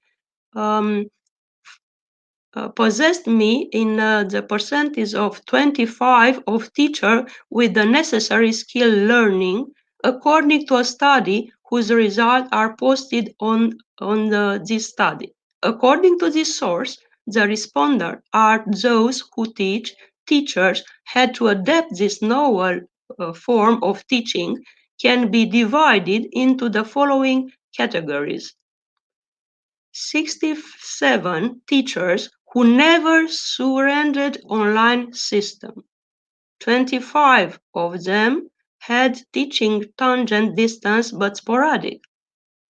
Only 6% of teachers reported an experience in the teaching system. 3% of teachers stated that the school where they work did not switch to the online system. The sad fact is found that some students are unable to participate in online education. Basically, we don't know how many students were put unable to attend or because they have a computer, laptop, tablet, or smartphone. It is in this sense I appreciate the initiative of Polytechnic University of Bucharest that forced students to submit to the faculty whose courses they take a standard statement regarding the possibility or impossibility to attend the courses online, either due to the lack of the necessary device or the lack of internet connection. In conclusion, the activity on the online platform led to the identification of some aspect of which I was not previously aware. First of all, the collaboration with the head of the group series is decisive. Weekly contact with him or her is required to signal all my conclusions.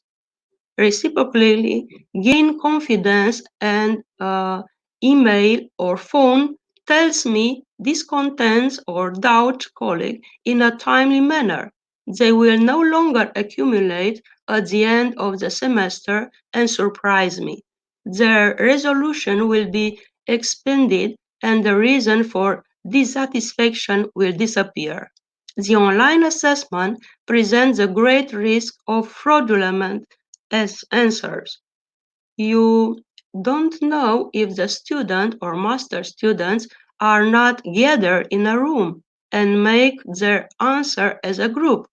Even if the quiz system, it is allowed to make the answer so that the grades are not identical for all candidates, when there are open questions, ability to communicate answer on phone or email remains an unavoidable option. even if you raise the difficulty of the question, thus increasing the number of hours dedicated to designing topics, online communication between students remain possible. I do not like the physical supervision of online students with all its disadvantages to surpass the examination online. It's possible return to normal offline education does not lead automatically to remove online experience acquired. Moreover, in the world, there are innovative projects such as a pan-European initiative, namely MOOC, Massive Open Online Courses open en masse, created by the European Commission, consisting of university courses online that provide access to quality education for home, aiming to stimulate schools and universities to adapt original teaching method and flexible. These are my opinion, and thank you for your response. It is not such an it is not an usual law discussion, but from my point of view, so many hours choose to dedicate at this profession are important to mention on the discussion of our conference. Thank you very much. Thank you, Professor Krista, for inventorying these day-to-day aspects of teaching online and for underlying significant difficulties of teaching or switching from teaching face-to-face to teaching online. I express my admiration for all professors in this pandemic context.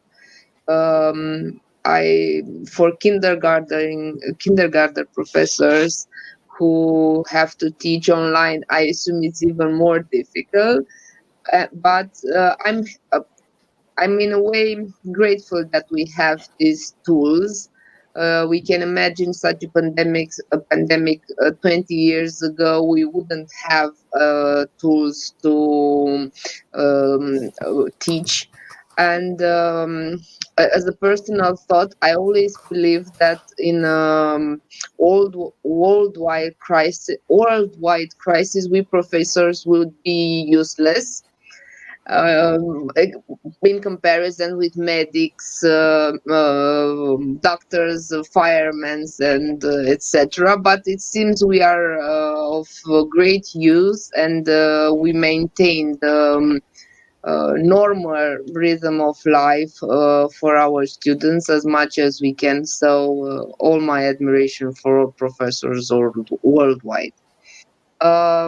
Worldwide, we go to the business sections of our debate. I welcome Mateja Durovic with a theme regarding regulatory challenges on the online platforms. Professor in Contract and Commercial Law, Deputy Director of the Center for Technology, Ethics, Law and Society at King's College London. Welcome, Mateja. Good morning. Hello, can you hear me? I'm just trying to share my screen. Actually, we hear you loud and clear. Can you hear me? Yes.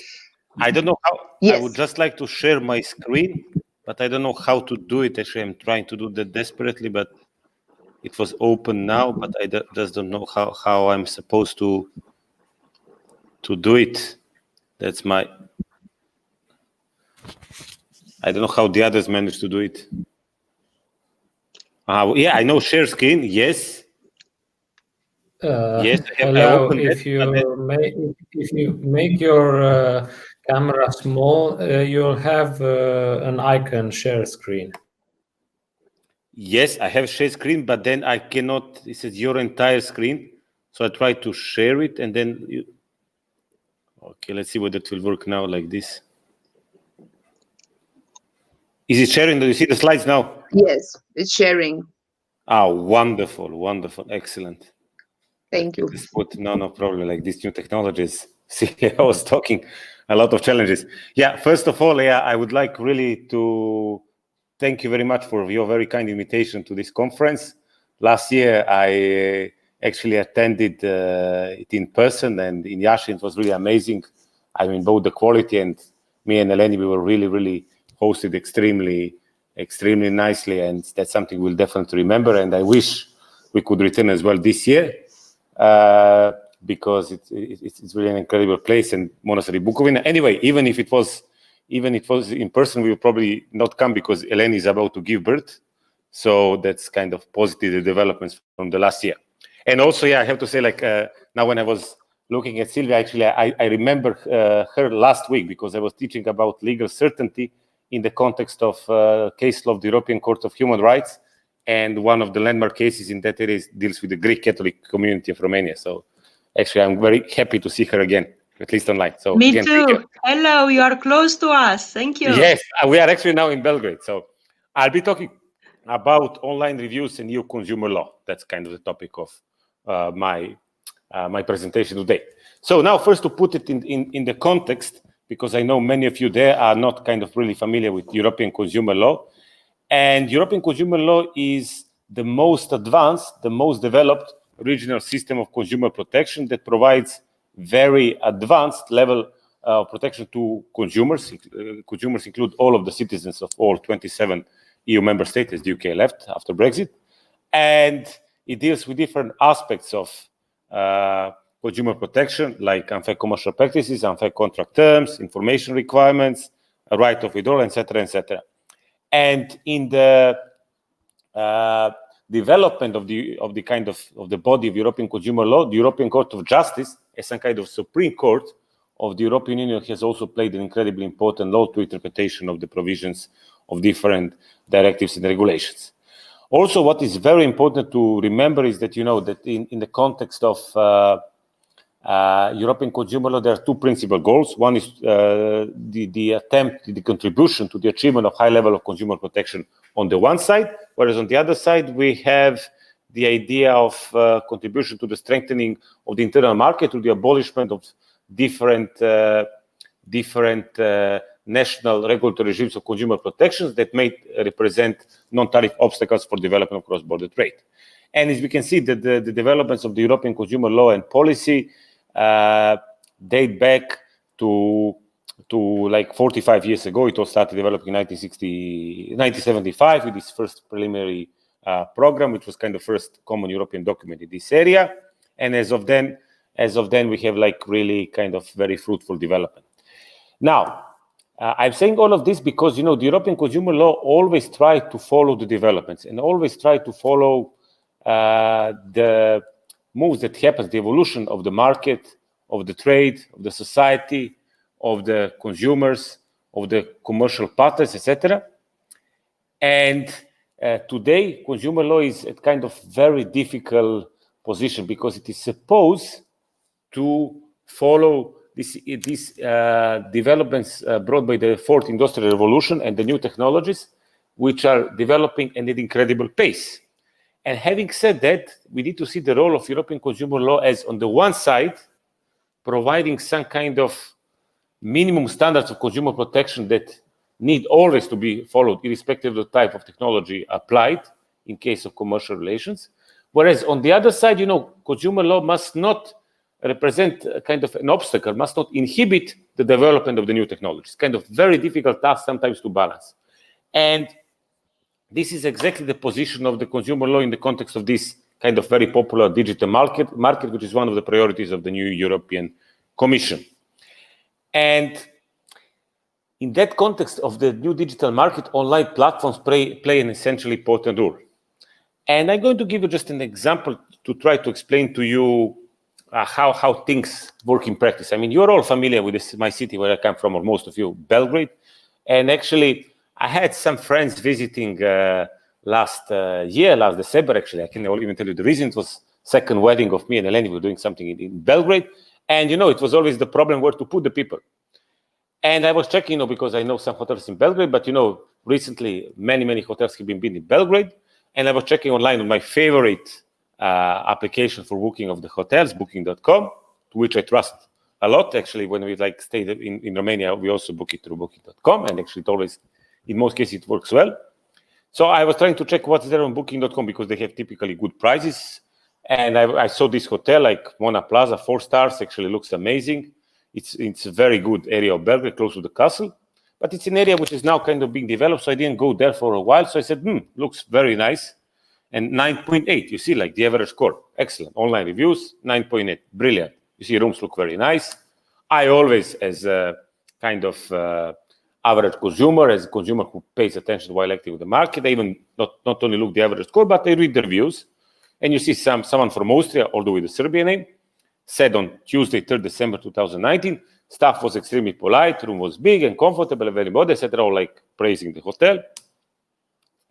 Below this, there is even a reply from the hotel in which they thank to the guest. Looks very nice, very professional. And then, I tried to check, availability for these days, and it was not available, although for some other days, it was at a very, very good price. So I decided, okay, maybe I'll go, because I also phoned. I tried to call them. They didn't answer. So when I came to Belgrade, I said, okay, I'll go to check how the hotel looks, really.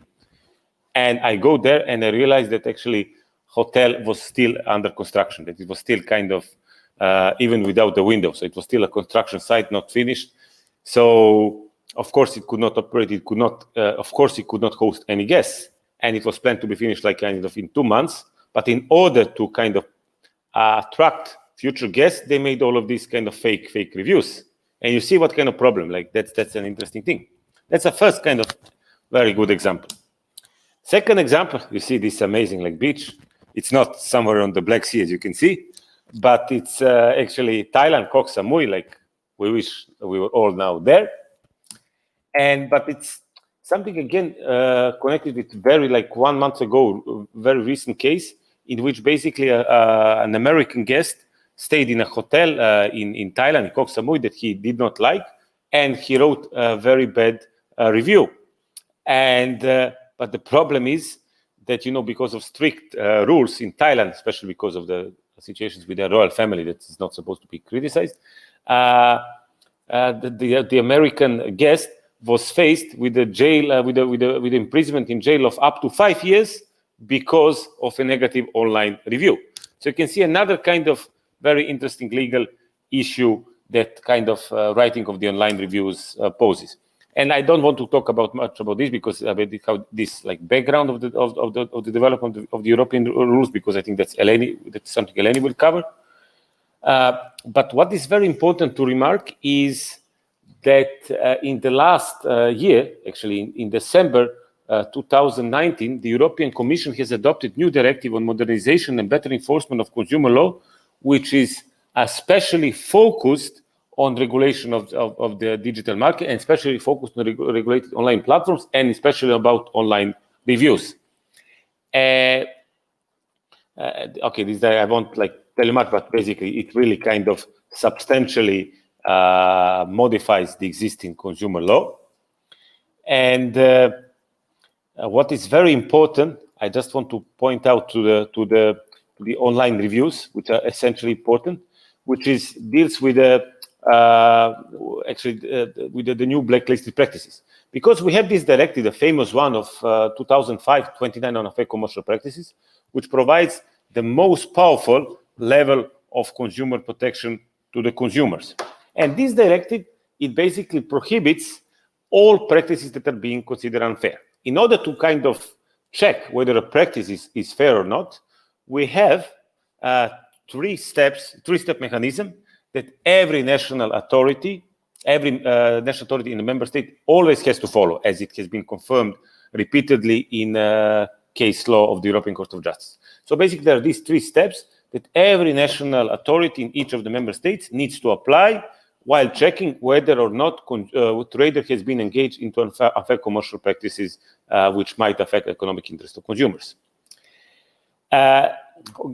now, this three-step mechanism includes the first step, where we have 31 practices that are always automatically considered as unfair. So there we have like an exhaustive list of 31 practices that in situations where kind of the national authority in charge of enforcement of consumer law finds out that a commercial practices can be subsumed under one of these 31 practices, such a practice is automatically considered as to be automatically considered as unfair.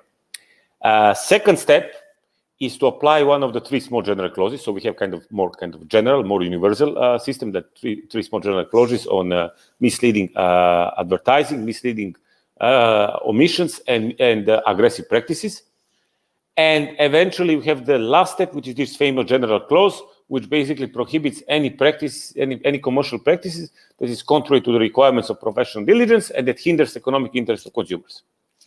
And you can see that's exactly where the problem starts. This directive was adopted in 2005. And at the time, it included these 31 practices which are always unfair.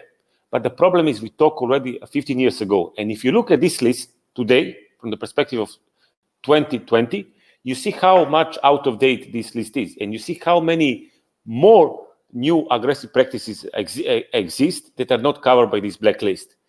For example, like targeted advertising, or like these situations with online reviews, or certain situations with data collection of the consumers.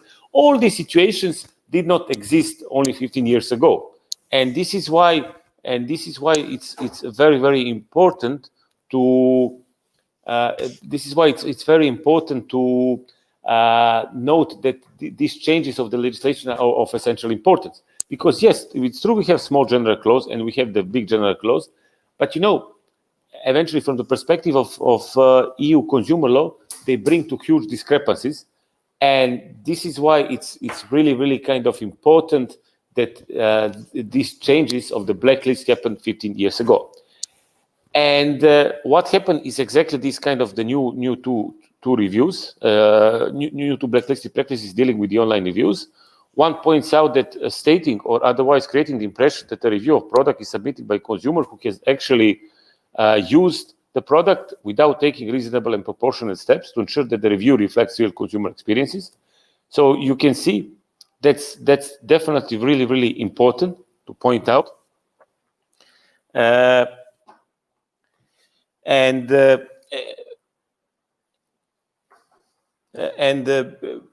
Just a second to put my charger. Sorry. Because this is definitely what happened a lot in practice, that the online platforms used to kind of publish the reviews for which they could not guarantee their trustworthiness. And you can see there is now a new obligation imposed on the trader to take a reasonable and proportionate step to ensure that the review reflects real consumer experiences. Now, this is very important in the context of application, something that was mentioned in one of the presentations before. You see, I was following artificial intelligence and algorithms and this kind of stuff, because actually new technologies can also be used, can also be applied, can also be deployed to on the side of the trader to secure that actually online reviews are actually true and that they are submitted by the consumer who have kind of really used these kind of services. And second thing is second kind of new blacklisted practices is that submitting or commissioning another legal or national person to submit false consumer reviews or endorsement, or misrepresenting consumer reviews or social endorsements in order to promote product. You can see another, again, very common practice, another kind of problematic issue, especially with the younger generations, which initially increasingly use Facebook, now like rely on Instagram, and where a lot of products are actually being promoted or being endorsed, whereas and many persons, bots or like even machines are being used to kind of boost popularity of particular product. So the idea of this kind of new blacklist practice is kind of to sanction this kind of behavior. And again, this is essentially important because online reviews, in the context of online platforms, in the context of a more general context of digital market, play an essentially important role because consumers, if you look at the studies of behavioral economics, we can really realize that consumers increasingly make their economic decisions whether to use particular product, to buy particular product, on the ground of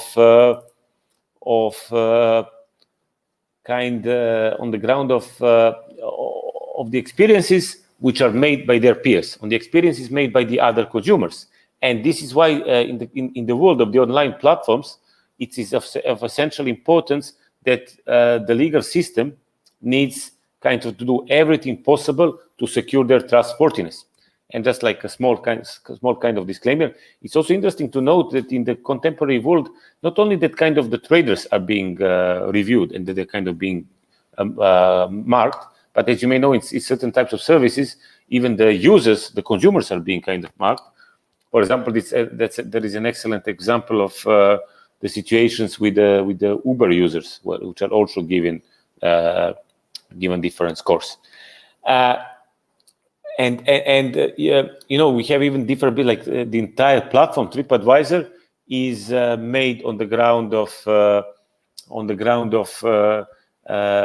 principle that consumers who have used particular service, hotel, like a restaurant, are supposed to use this platform to share their personal views. Also, having said that, you can see how the economy has changed only in comparison to the in comparison to the 20 years ago. Some of you may remember, we will go to the Black Sea or wherever, like for holidays, that you could not kind of really check how is the hotel where you will be staying.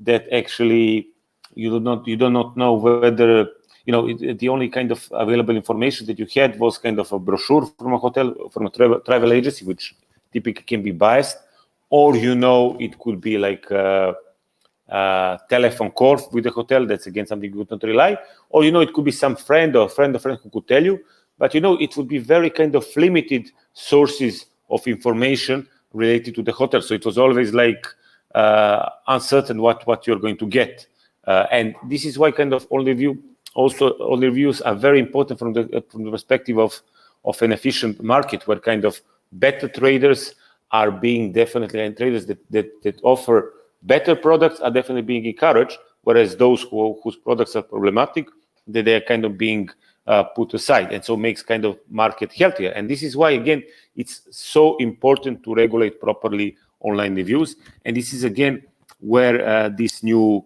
rules on the online reviews step in. Now, again, the problem is that as I have mentioned, like the directive was adopted in 2019 December. So because of all this complicated and long process of application and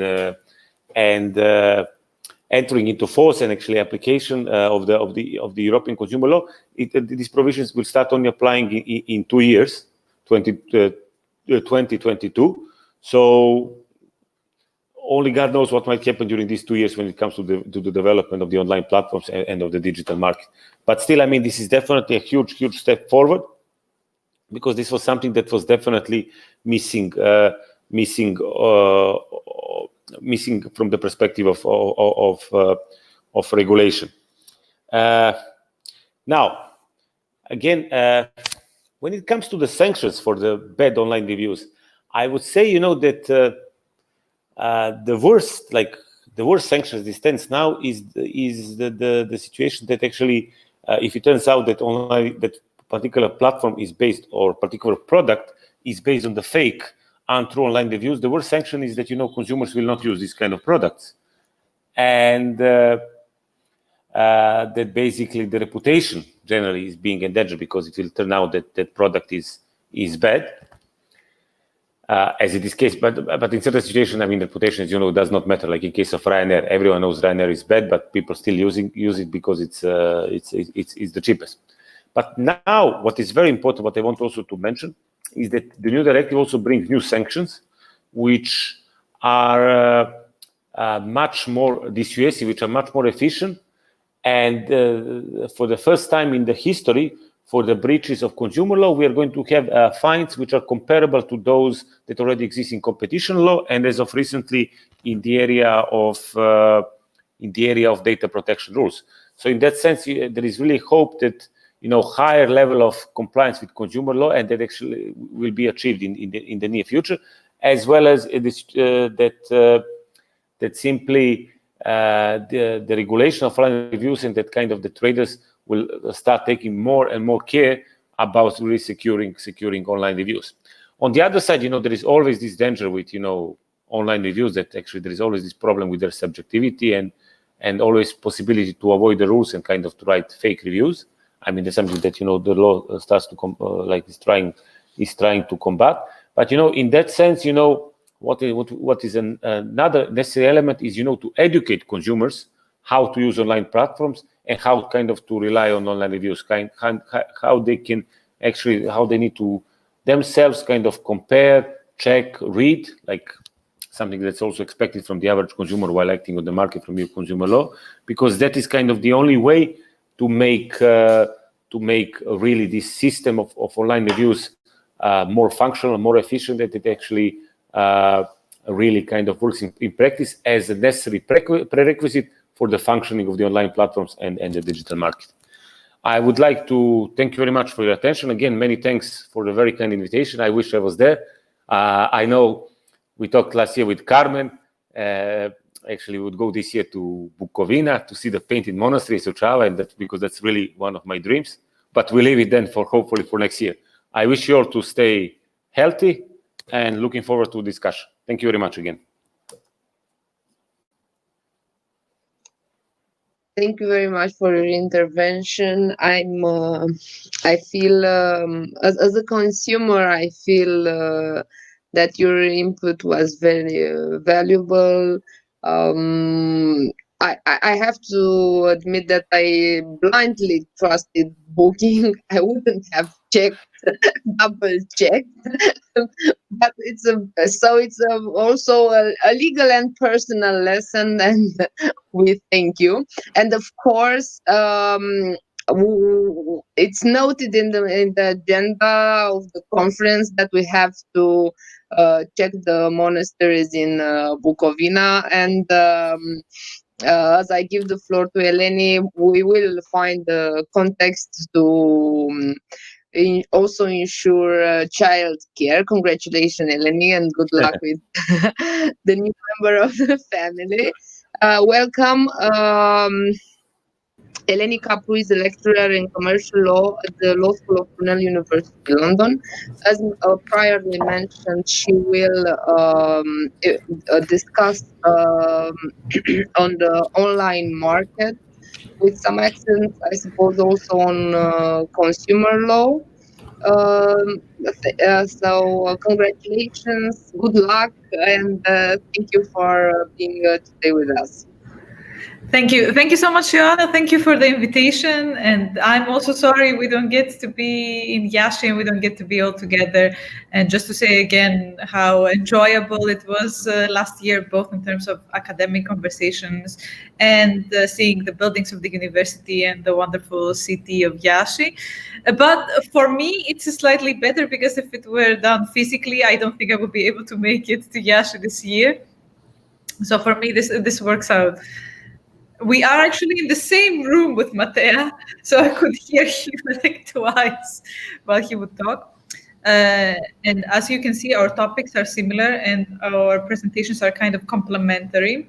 So I will cover some things that he did not, or go further in some things that he mentioned about the online marketplace and this new directive and the new European framework. I will also try to share my screen.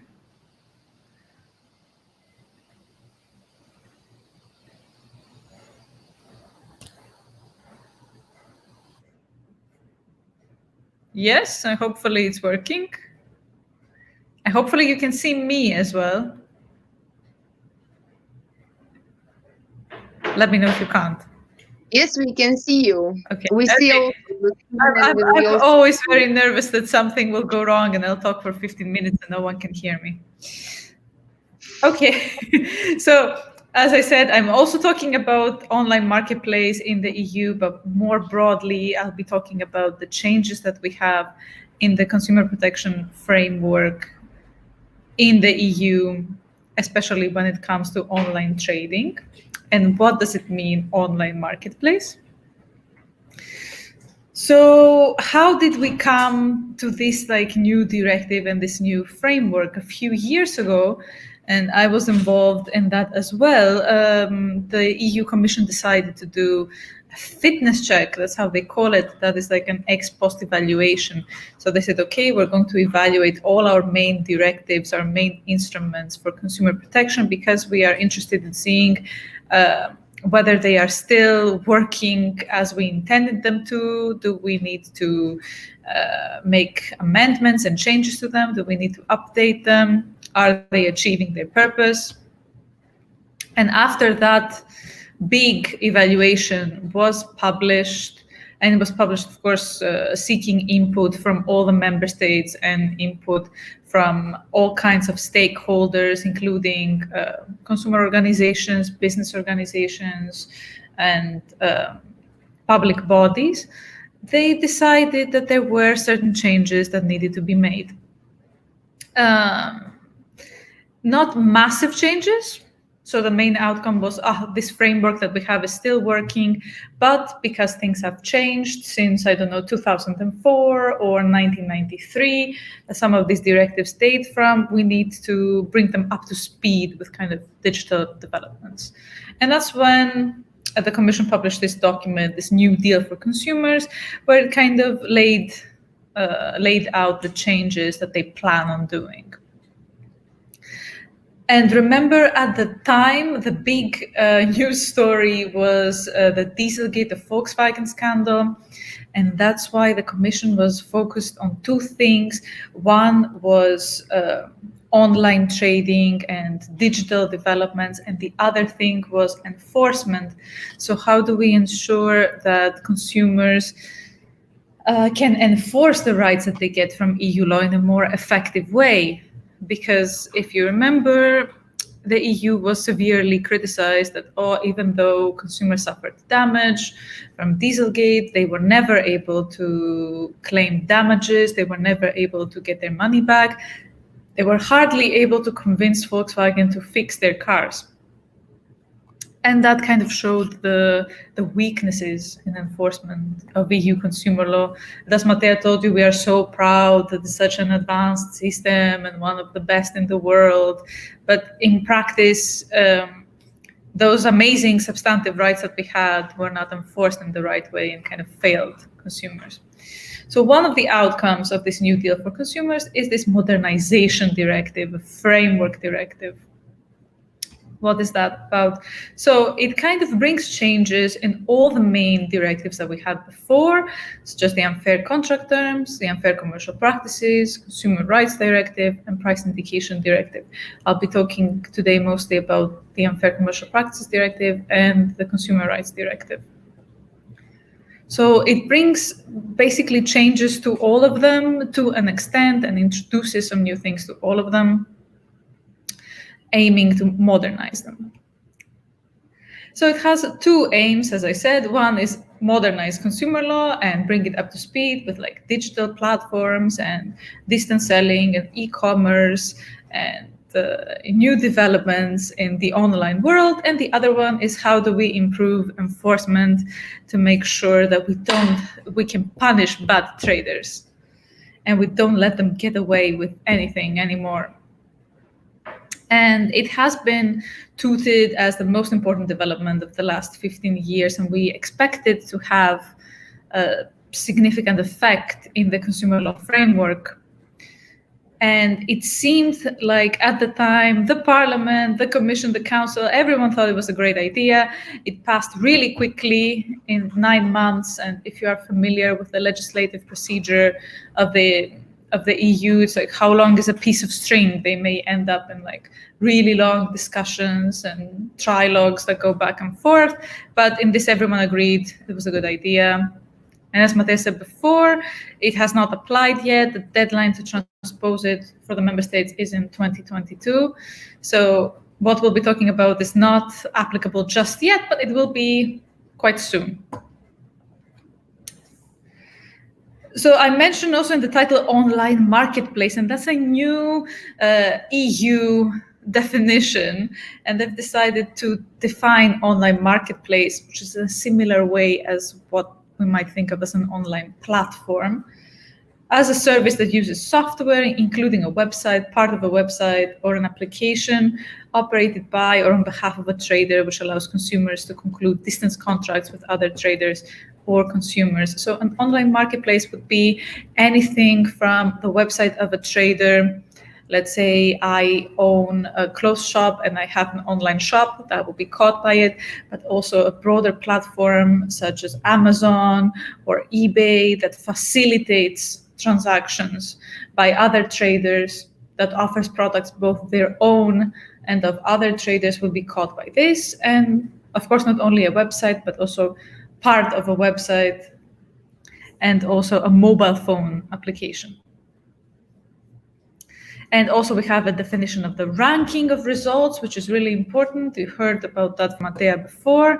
Not only which reviews are real or fake, which are reliable or not, but also we are very interested in how is the ranking of results determined. You can imagine how important that is, because I suppose not many of you ever go to the second or third page of search results, whether on Google or on booking.com or on Amazon. Everyone just reads the first page. So all traders are in huge competition about how to make it to that first page of search results to become the first go-to places for consumers. And of course, because you might know that we have this problem now of when is someone a trader. If I decide to sell my sofa on eBay or on Gumtree or on Facebook Marketplace, am I a trader? What if I decide to sell several things? Do I become a trader? When exactly do I become a trader? And now it is that is not clear if you have like a very small business that you are growing, or if you are reselling products that you bought. Let's say I go around because I have great taste and I buy secondhand products, but then there seems to be an interest in my curated collection of what I want to sell to other people, and then I start selling more and more and more. When do I become a trader for the purposes of consumer law? Even though that is not very clear and it needs to be judged on a case-to-case basis, this new directive tells us, well, if I am selling on eBay, I need to let eBay know whether I am a trader or not, so that anyone that buys from me knows whether they are covered by consumer law or not. And again, as I said, not only which reviews are real or fake matter, but also the platforms, the online marketplaces need to inform consumers on the main parameters determining the ranking and the relative importance of these factors. So the consumer needs to know, what did that trader do to make it to the first or to the second place? What is more important?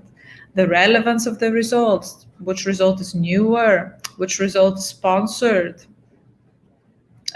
which trader has the best reviews or the best review score. They need to let you know.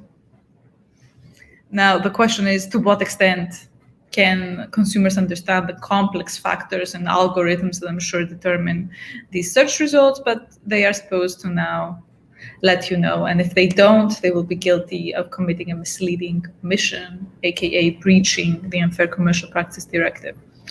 But bear in mind that even though websites of e-commerce such as Amazon or eBay have to do this, Google doesn't have to do this. Search engines don't have to do this. They don't need to explain to you how they come up with their list of results.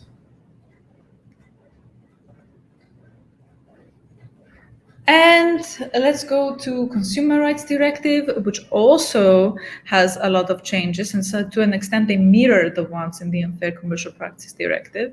So they also include new definitions: what is an online marketplace, what is a digital service, and they also bring in new definitions, new technical definitions such as interoperability, functionality, compatibility, that are imported from another new directive, the Digital Content Directive. So we don't only care about the specific product that you buy, but we care whether you are buying an actual product. Let's say I'm buying a smartwatch, but also you might be buying digital content attached to it. So also this digital element that makes it work, or if I want to upload on it applications from different providers, not from Apple, from Android, can I do it? Are they compatible? Do they work together? And these are all important information that consumers should have before they buy a product. They need to know how well it works in the system of other products and other software and hardware. So again, not only if you fail to provide this, it is a breach, but also according to Consumer Rights Directive, again, they need to know whether someone is a trader or not, what are the parameters that determine ranking, and we see here there is an overlap with the UCPD. So we have like multiple layers of legislation that are saying the same thing and reminding traders of their obligations. And they also have special requirements for distance contracts that are slightly different, not the same as the UCPD. For example, if you are receiving a different price than other consumers, if the price is not standard but goes up and down depending on who you are, if perhaps you searched for tickets to go to Yashi several times, does it show you a higher price compared to someone that looked for it only once? So traders need to provide to you information about how did the price change based on this automated decision-making. And they also need to offer you information, as I said, on how do your goods or digital services or goods with digital elements, just smart devices, work with each other and work with other similar devices or software or services, so that you know that what you are buying, like for example, if you're buying Apple, I can tell you that it doesn't work with anything else. I've been desperately trying to get it to be interoperable, but it's impossible. And also, of course, they need to give you information on the trader, and that used to be, the name of the trader, their address of their shop, and their telephone number, and their email. But now it goes even further. So if you are buying something online and your trader has an online chat or chatbot service, they also need to provide you with a record of that communication that is date and time stamped, so that if you had some kind of online discussion with a representative of the company, whether they're real or a robot, you have the record to prove it. And you can use it to further your complaint or to say, this is the commitment that was made to me, etc. And of course, there are some soft law requirements too from this modernization directive. So they are planning to further promote this online dispute resolution platform that is in the EU. We also have this ODR directive, and so far it has not been very successful. It's not widely used. It's not widely known. I don't know if you know it or if you've ever used it. I haven't, and I think most people are not aware of it, even though traders online are supposed to let you know about it. But there's supposed to be a portal that if you have an online dispute with a trader, you can go and they will find you an automated solution, but it's not very widely used at the moment. And as Matea told you before, there are new penalties for breaching the UCPD and for breaching the CRD. So damages, price reduction, contract termination, so individual remedies for consumers. even though the member states will have a degree of flexibility on how to define those penalties and exactly how to offer them to consumers. But this is also a new thing, a new revolutionary and important thing, because before, if you would breach, for example, the Unfair Commercial Practices Directive, the only penalty was that simply that practice the trader would need to stop using that practice. Nothing else. No getting your money back, no getting out of the contract, nothing. But now there are actual individual remedies on the European level for everyone. And again, there are different factors for assessing these penalties on a case-to-case basis that the member states can take into account. So the penalties are not a standard thing. They should be variable according to the nature, the gravity, the scale, the duration of infringement. If the trader is a serial offender and they're infringing again and again. And also importantly, how much have they gained from breaching the law? Because very often it's more profitable for traders to continue to breach the law and pay a small fine than it is for them to stop breaching the law. So the idea is that you are able to punish them in a way that has a preventive effect. And of course, if it has a cross-border effect, that is even more serious, if you have a trader that is employing the same practice in several member states. And as we mentioned before, for the first time ever, we have these really high fines in consumer law that are supposed to be at least 4% of the trader's annual turnover. So we expect for the very first time really high fines, and that is something completely new for consumer law, where until very recently we're talking about the power of naming and shaming traders and how they care so much about their reputation that they would not do anything bad to consumers. But now there is the impetus to punish them where it hurts them the most in their profits. So just to wrap up, I'm concerned that I've been talking for too long. I have? Okay, I'm going to stop. I'm at the end. So we do see that a lot of things that were before unclear are getting clarified in relation to what falls within the scope of consumer law. We still see that informational requirements are the most important thing, so we just keep adding them and adding them. And even though it might be easier for bigger businesses to comply with that, it might be more difficult for small or very small businesses. We see obviously a shift of interest in EU consumer law to online trading and to online platforms.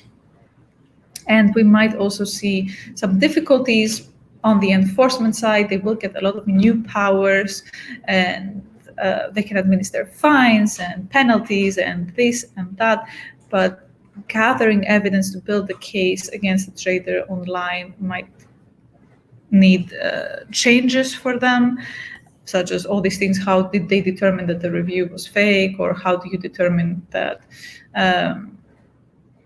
the results of the search engine were not appropriate? And finally, our big thing with the fines, we hope it's going to help everyone take consumer law more seriously and will be the new big kid on the block. I will see about that. And that's all. And I'm sorry if I talked for too long. I'll stop sharing.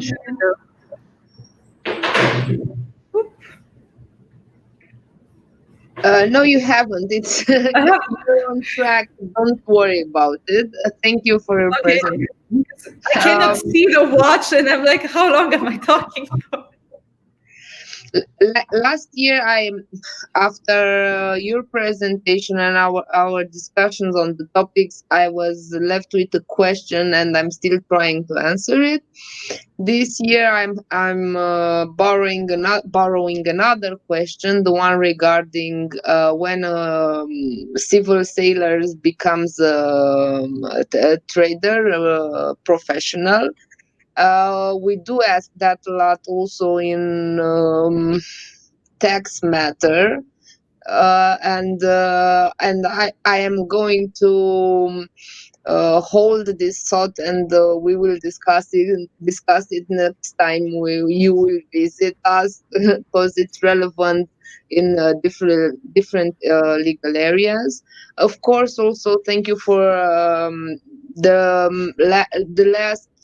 last remarks regarding sanctionatory regime and this predominance of fines and sanctions in this in the market, in all aspects of the market, regarding to the effectiveness of enforcing these penalties.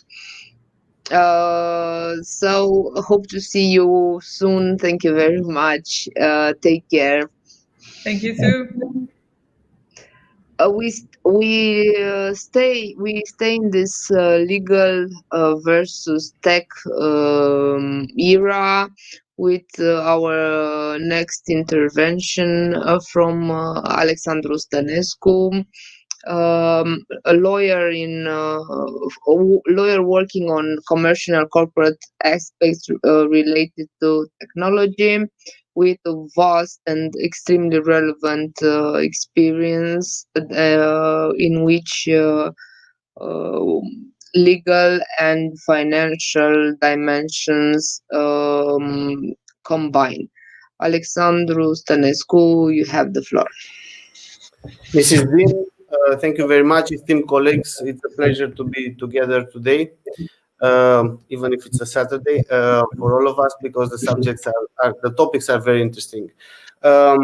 Basically, what I will be trying to do today is to put you into perspective, because I think that perspective lacks from the point of view of where we stand in the moment of the history. We are at the moment where we are living the fourth industrial revolution. And for that, I prepared for you a presentation. What I posit with this presentation is the fact that we basically need new types of regulations for what it's coming, for what is already here. And we will go from a teleological perspective in the very short time that we have, from the Uber and the multi-sided platforms to a new way of thinking via circular economy.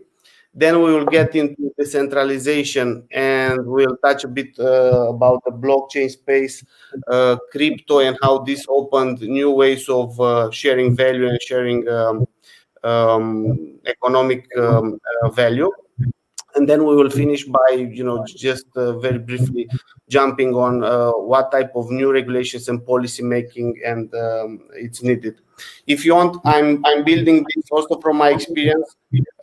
I studied law in Romania and Italy, and then I worked for the World Bank in policy making and regulatory impact assessments. Then I moved into alternative dispute resolution, and then blockchain. So now if you want, it's also a combination for me and for the times to come.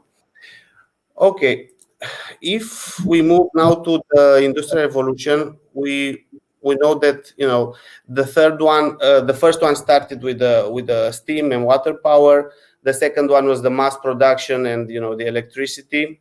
The third one is related to electronic and IT systems, and this is where we have the Microsoft.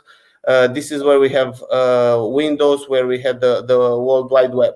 And now we are moving very rapidly from the third evolution. We are already in the fourth one. Basically, the fourth one relates to the fact that physical, biological, and digital dimensions intertwine. And that's why we have the Internet of Things. That's why we have artificial intelligence. That's why we have nanotechnology. So the whole world it's changing, and this will have tremendous effects on all verticals, all industries, and the way we exchange value, the way we participate in the economy. Now, that being said, let me move to the first part. And I think we all know the story about the multi-sided platforms and how they try to, and they manage to disrupt the way we share information and we share value. The multi-site platforms, and I can give you some very brief examples, are the Uber, the Airbnb, Foodpanda in the food sector. Basically, it helps by intermediating the share of the offers and the requests, offer and demand, and for that they receive a renting fee. If you want, the concept is not very new. The ancient and medieval bazaars, or the souks are they called, they started from Persia more than 3,000 years ago. And if we look at the etymology of bazaar, basically bazaar means a network of merchants.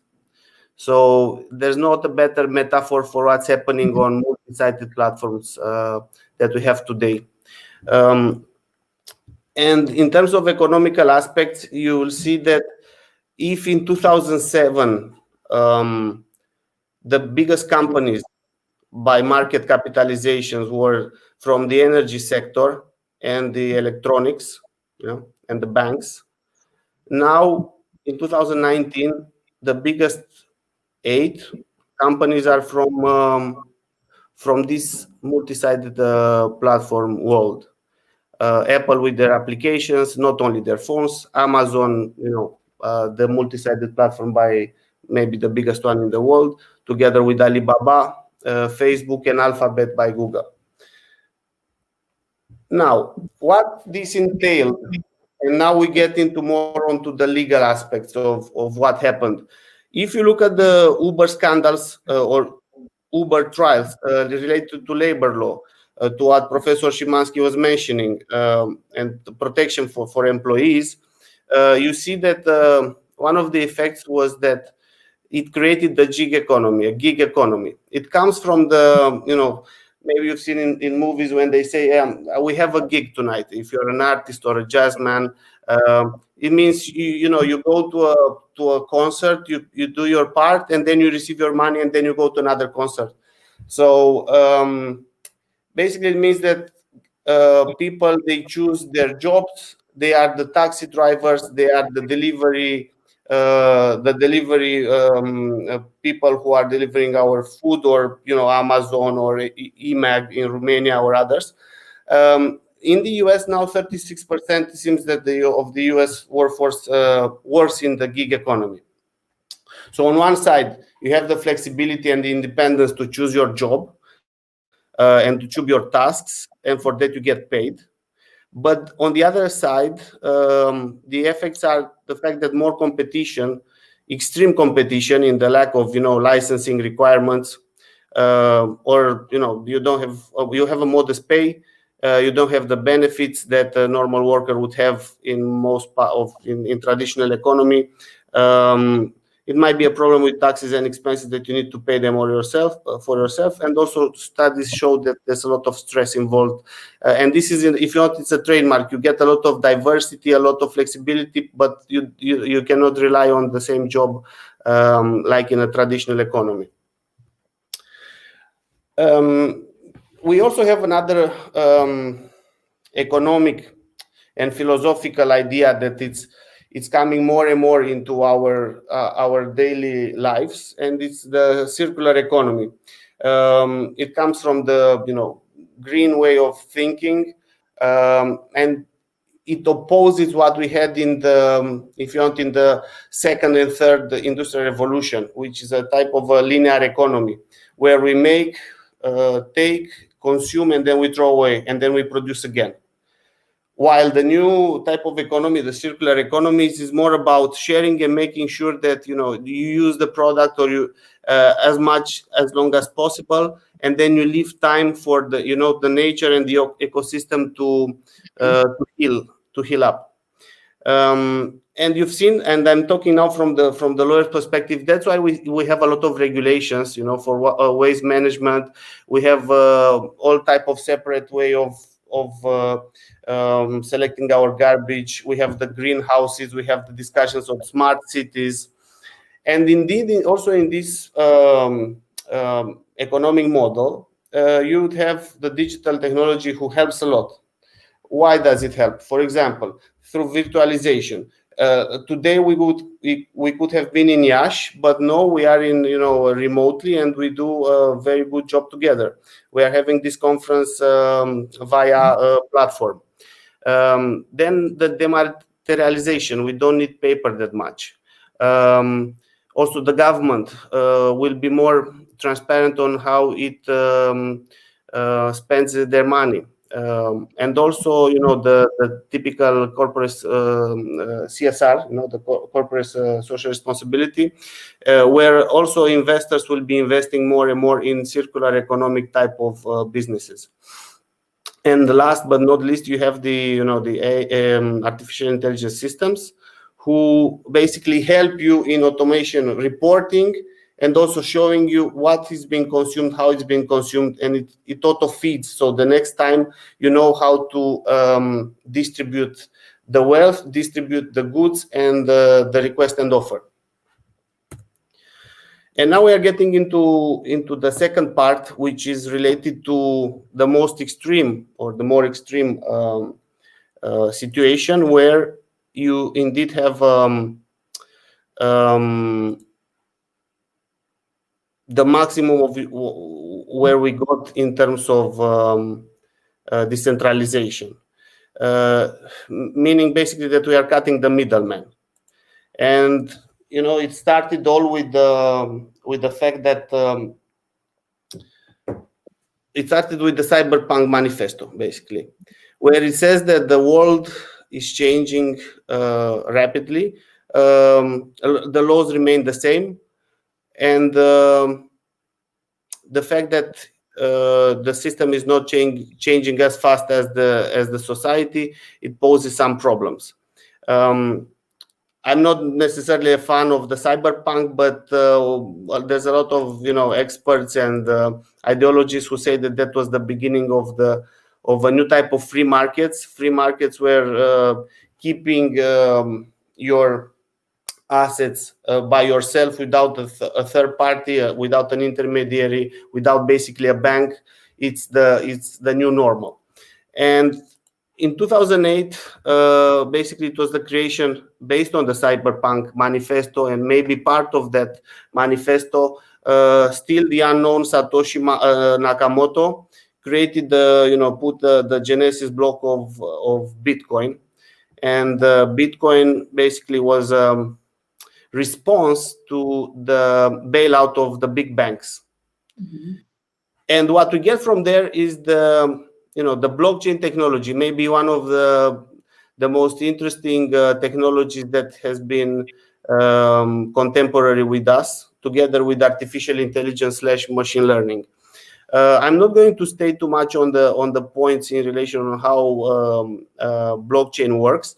What's important to know is that blockchain also brought us smart contracts, the so-called smart contracts, and my colleagues will discuss afterwards. I've seen also that there's a team on digital contracts, and in this regard, smart contracts helped us at least in thinking of new ways of working together. Smart contracts means that the enforcement of a contract it's done automatically, so you don't need a third party who can intervene, like a judge who would enforce the contractual agreement between the parties. Which brought us to the smart contracts, brought us to the new philosophical discussion about code creating law. Please, keep in mind that law, as per our dogmas and the way we see it and the way we operate with it, it's different than some code. However, we have Ricardian contracts who mix the new world with the old world, and the rule of law versus the rule of code, it's really a discussion. If you want to compare rule of code, you can compare it with the stateless, or how it was seen in the past, the lex mercatoria, and the law of the merchants, and how it was really a system which did not belong to a state or another, but it was the deals that represented the deals that the merchants were doing. And this brings us to the newest way of organizing human activity, which is decentralized autonomous organizations. They are built on blockchain. They are decentralized, meaning that you have an application, but then the servers keep the whole rules of the society, or imagine it as a shareholder structure. Imagine it as a company, as a corp or an incorporated entity or a SRL, right? And based on the rules that the participants put at the beginning, it self-fits and it self-governs itself. So you don't need the intervention of a third party to transfer the funds between the members, to regulate how they work together. So that's the next step, and it will. There are already organizations who are building DAOs, and even Vermont in the United States recognizes DAO. I think it's one of the first jurisdictions in the world recognizing decentralized autonomous organizations. We see also this decentralization brought in the justice system, and I participated last year in a very interesting conference at Leicester University. I think it was a global, or the first time in the world type of conference, where they discussed how blockchain will change the way we service justice, and how blockchain meets arbitration as the best form to solve commercial disputes, at least. Mm-hmm.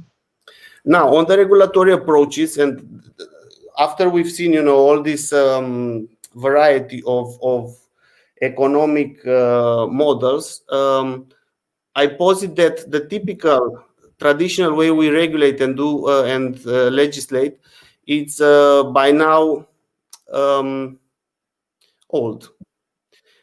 Generally, we were working in silos. We were registering a company or an activity, then we were licensing for specific activities such as finance, lending, medical products and services, and then we were doing inspections. But I think now that the society and the fourth revolution is so intermingling that it's very difficult to use the old model to the new world. And as such, already scientists and governments and the European Commission and the international organizations are talking about agile regulations. And I think that agile regulations are very much needed where the Ubers and the Airbnbs and the Booking.coms are still used.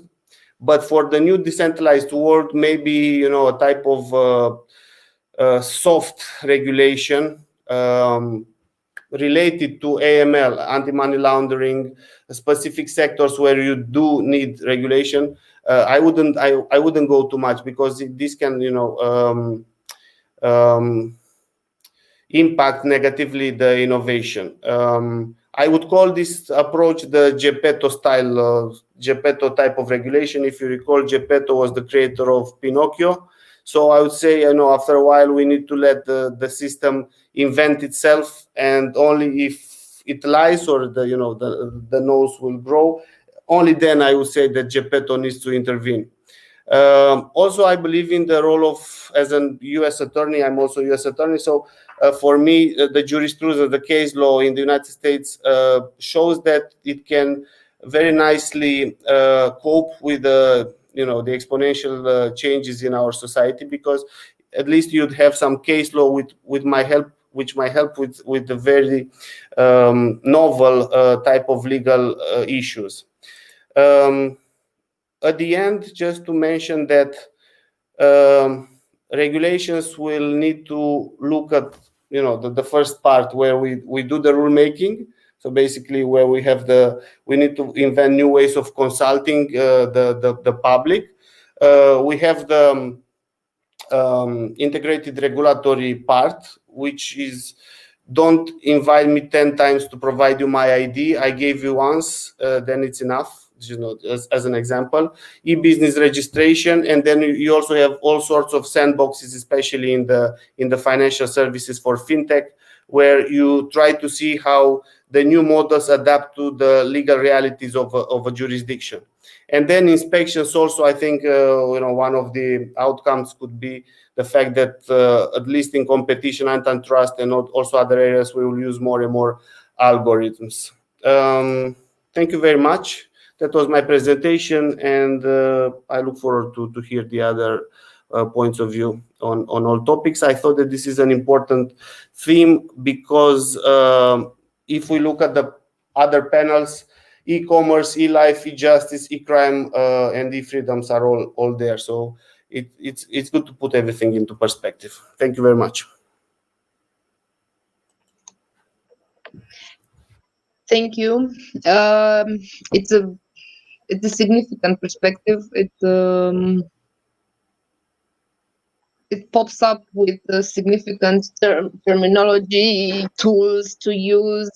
I personally express my fear of IE becoming a teacher and teaching, replacing human teachers. I always assume that at a certain level, a mathematical dynamic of working with data and distributing targets and filtering, as you said, information with speed and accuracy, it will be a challenge for the limited human capacities. And I'm looking forward to the IE judge as a constant in the legal system. As I understand that in the US, for example, social services use IE to filter applications for some one or another public benefit.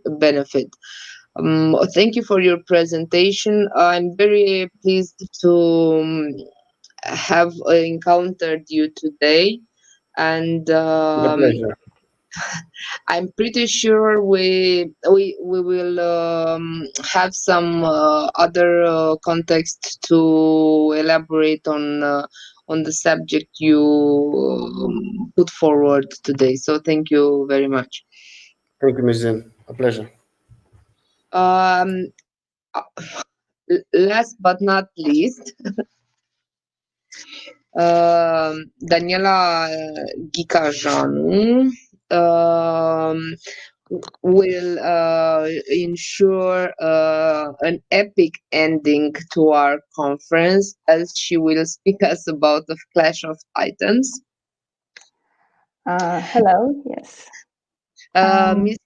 Ghicajanu is an international legal professional working also in financial services and investment issues. So we're still in the neighborhood of money and IT. So you have the floor. Thank you very much. Hello, Mrs. Costa, and hello, everyone. Thank you for staying until now. Indeed, I will present, if you see my screen. Yes, we do. Okay, so I will present the new regulation of market in crypto assets. The name of the presentation is a bit metaphoric, a clash of titans, when the crypto assets are facing the European Union. As we can see here, the representative of the European Union, Mrs. von der Leyen, the president of the European Commission, and here a bunch of the well-known cryptocurrencies, Bitcoin, Ethereum, Litecoin, and others. Last month, in September, Mr. Vladis Dombrovskis said that the future of finance is digital. He said that in the context that we have a new proposal issued by the European Commission on the regulation of crypto assets. last June in 2019, Mr. Zuckerberg, the co-founder of Facebook, launched the idea of having the Libra coin, a stable coin, which is backed by the Libra Association. Everyone in the world now associates Libra with Facebook, which is not entirely true, but only partially. And then we have a speech from September 2019 of one of the members of the ECB as a response to the Mark Zuckerberg speech. Mr. Mersch said that he hopes the European citizens will not fall in the trap of Facebook and of Libra, which shows actually that this initiative somehow speeded up the conversation in the EU about what we do with this crypto asset, cryptocurrencies, crypto coins. Although we have Bitcoin since 2008, as Alex mentioned earlier, as a reaction of the financial crisis. So in crypto assets facing the European Union, I would like to focus very briefly on what are those crypto assets. There is an equivalence between all of them or not. Do we have a regime, or is there a vacuum until we will have one? Why? It's my personal opinion here, why I think that new proposal, it's an important one, and for whom. Then because all the time we need to hear also from the industry, especially in regulated industries. I will talk about some challenges and opportunities that I see for the industry, and then some brief conclusions. Okay, so the crypto assets regulation, it's a proposal now, which will mean that probably and hopefully next year, by the end of next year, we might have a final version if everything moves smoothly, in Brussels. But why is this important? I will start with definitions before going a bit further, because it gives a proper definition of what is crypto asset. It's a very broad definition, saying that basically it's a virtual representation of a right, or a right can be transferred or stored electronically using the DLT, the distributed ledger technology, or similar technology. Basically, it says that technology is neutral in this regulation. I had a question, a rhetorical question, if this is a catch-all definition. Well, the EU legislator doesn't seem to be very sure that is a catch-all, because in the next 3 paragraphs defines what is an asset reference token, an electronic money token, and utility token. So basically, what's Bitcoin? Well, Bitcoin can be basically everything in the eyes of the European legislator.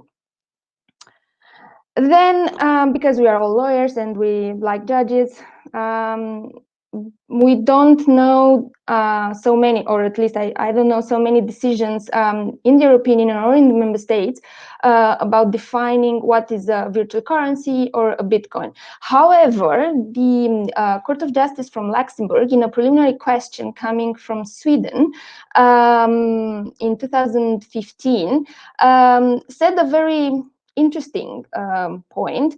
It is common ground that Bitcoin, it's a virtual currency. So basically, we all know it's a virtual currency. We don't need the definition. This year, before everything started with the pandemic, the judges from Commercial Tribunal from Nanterre in France qualified Bitcoin as a good which is fungible and consumable, because there was a litigation between 2 private entities related to a loan involving Bitcoin. So they had to qualify what is a Bitcoin. Is a currency, is not a currency, it's a good, is not a good. So basically, using the civil law and the Code Civil criteria, according to some judges in France, it's a fungible and consumable good. It has some features of money, but they didn't say that it's a currency per se. And it doesn't matter even if they would say it, because it's the European Central Bank that has to say on black and white, Bitcoin or any other coin is a currency, until, at least for the Eurozone. Until then, is the opinion of a judge, which we take into account, but that's all. And to be mentioned that Tribunal de Nanterre, it's a first instance court. I didn't find that there was an appeal, so I think the decision is definitive.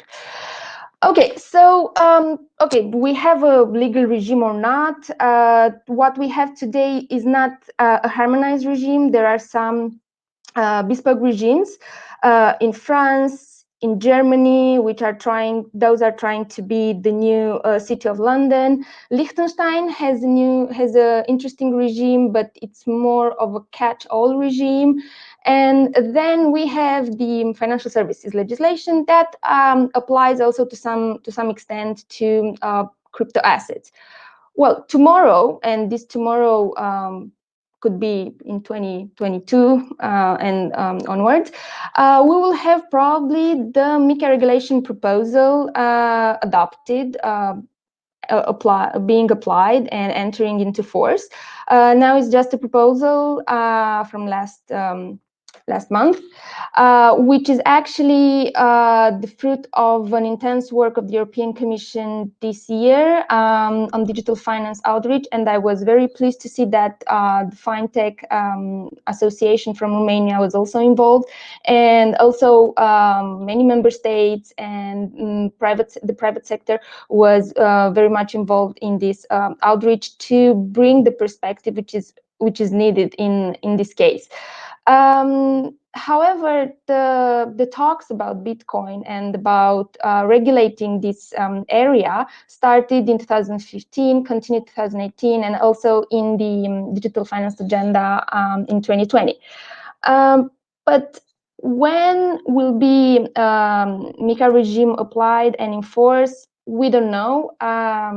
It's my assumption that if everything goes well, maybe in 2022, it will be enforced, but not yet applicable, because it will need also second-level legislation like technical standards. It will need some time to be implemented by the businesses too. Briefly, what is this regulation I'm talking about? It defines crypto assets, as I previously showed you, what is not. Alex mentioned smart contracts. Smart contracts are not crypto assets. Smart contracts can contain crypto assets, but they are both based on blockchain. The industry complained that if you don't understand technology, doesn't mean that you have to regulate it so harshly. And I tend to agree with that to some extent. But there are also some risks for me if I want to invest in a crypto asset. How am I protected? So MiCA regulation gives harmonization, gives some higher standards for issuers, makes them responsible. Also brings rules for intermediaries, for platforms, for crypto asset service providers. It makes them accountable to some extent, which is good because as we speak today, if Daniela wants to invest in a crypto asset, it might not be protected because if something happens, because there is this regulatory arbitrage. It depends the jurisdiction where I'm investing or where I'm buying from, the laws. So everything is complicated. As I said, it promotes technology neutrality. So if you use blockchain now, but maybe you'll use other technology for these assets, the rules will apply to you the same. Is there a real need to have this? Well, yes. First of all, because you need to, it's good also for issuers, because like this, they can access finance from institutional investors, from big investment banks, from big investment funds. It's good for consumers, for retail investors, because they will be protected. They will know to whom to address if their rights are not respected. They will find information. It will be their high level of disclosure. And then you will have national competent authorities involved, and also the European regulatory agencies involved, the Banking Authority and the Securities and Markets Authority. It's an interesting question if MiCA regulation is the new GDPR, because, and if we can talk about export rules to third countries. MiCA regulation to some extent can be considered the new GDPR, because if, for example, a company from New York wants to promote its crypto assets in the European Union, and to some extent it provides a translation of their website in Romanian because they want to access the Romanian market, then they have to comply with the EU legislation. Also, you need to have a European footprint if you want to provide services here to European consumers. So to some extent, I think it will be like the GDPR in this field. So my perception is that fintechs, startups, SMEs, they can start from now on to prepare, to take their time to understand what is required from them. Yeah, challenges, opportunities, and risks, because yeah, with everything that is unknown, there is a challenge, because the industry still claims legal uncertainty. We don't have, unfortunately now, a regime to apply to the entire European Union. So they still have problems. A big problem probably will be the compliance cost. They will need ongoing compliance. They will need to have in-house banking team to understand exactly how this works. The regulatory sanctions, the investigations, the enforcement, the fines are pretty high. So this is why I'm talking about a new GDPR. Maybe some lessons learned from the GDPR would be good. Opportunities, yeah. Fintech will have a new legal framework to use, which means that they will know where to get a license from, who is supervising them. Also, for them, it will be good. They will be able to access insurance for their liabilities, to access finances, because institutional investors in general, they have to do a lot of disclosures, where they are investing, where they are putting my money or our money in general. So they will be more incentivized because they will have this legal certainty. There will be trust from the consumers.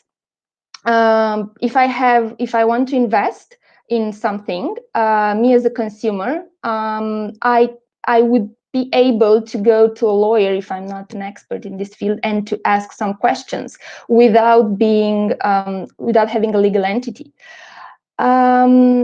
Yeah, and regulators, it's an opportunity for regulators to prove they understand the industry, because they're all the time accused. They live in this bubble where they don't know actually what's happening. This is why there is a lot of engagement with the industry. And a very nice last point will be if the EU will export these rules. If the MiCA regulation passes, it means that 27 member states will have the same regime.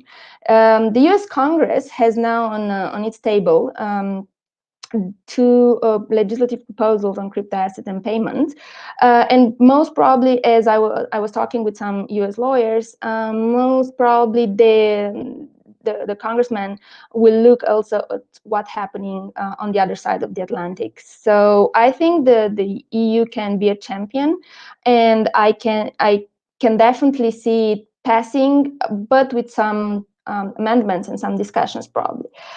To wrap it up, because we are running out of time, after this presentation, I would like you to leave for lunch with 5 points that the European Union has now a proposal for crypto assets, that this proposal brings clarity, legal certainty, a level playing field to some extent. That maybe in 2022 we'll have a final version of the regulation. I'm not sure if it will be also applicable, because it will need delegated regulations, and that will mean an entire framework, but still it's a big step. That there are also still challenges for the industry, especially in the compliance and the implementing of the regulation.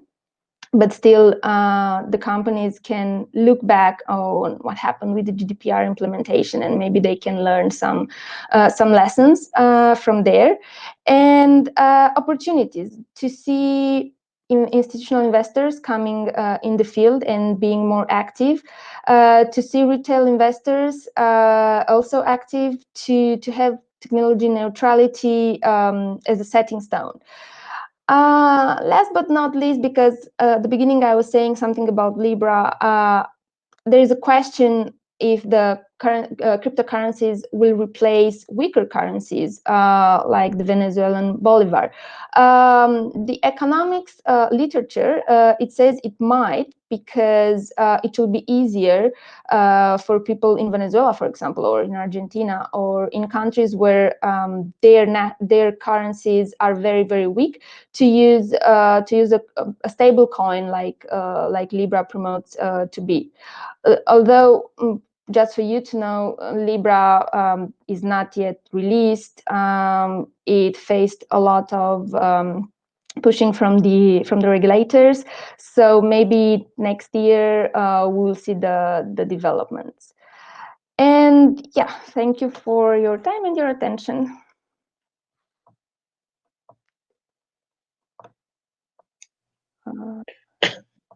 Thank you, Ms. Gajanu, for your input. I got a bit scared when balancing MiCA and GDPR, because the legal storm that followed GDPR is still into force. I assume that in the cryptocurrency market, the regulation will enter into force more swiftly. And as I understand, a study from the Gates Foundation showed that access to currency is a significant factor of economic growth, and this cryptocurrency, as you mentioned, the Venezuela bolivar, this cryptocurrency will generate growth in various economic environments, and I'm thinking also African countries, etc., etc. So communication and fintech will generate individual growth, and that's amazing. I'm pretty sure you agree. Thank you for your presentation, very interesting. Thank you for the highlights in the ending. We will meditate on that, and I'm pretty sure we'll have another context to elaborate on the subject. Thank you for inviting me. Dear guests, dear colleagues, and dear viewers, thank you very much for your attention and for your patience to follow us in this legal and technological venture. I think I sincerely hope we will gather in Iași one day.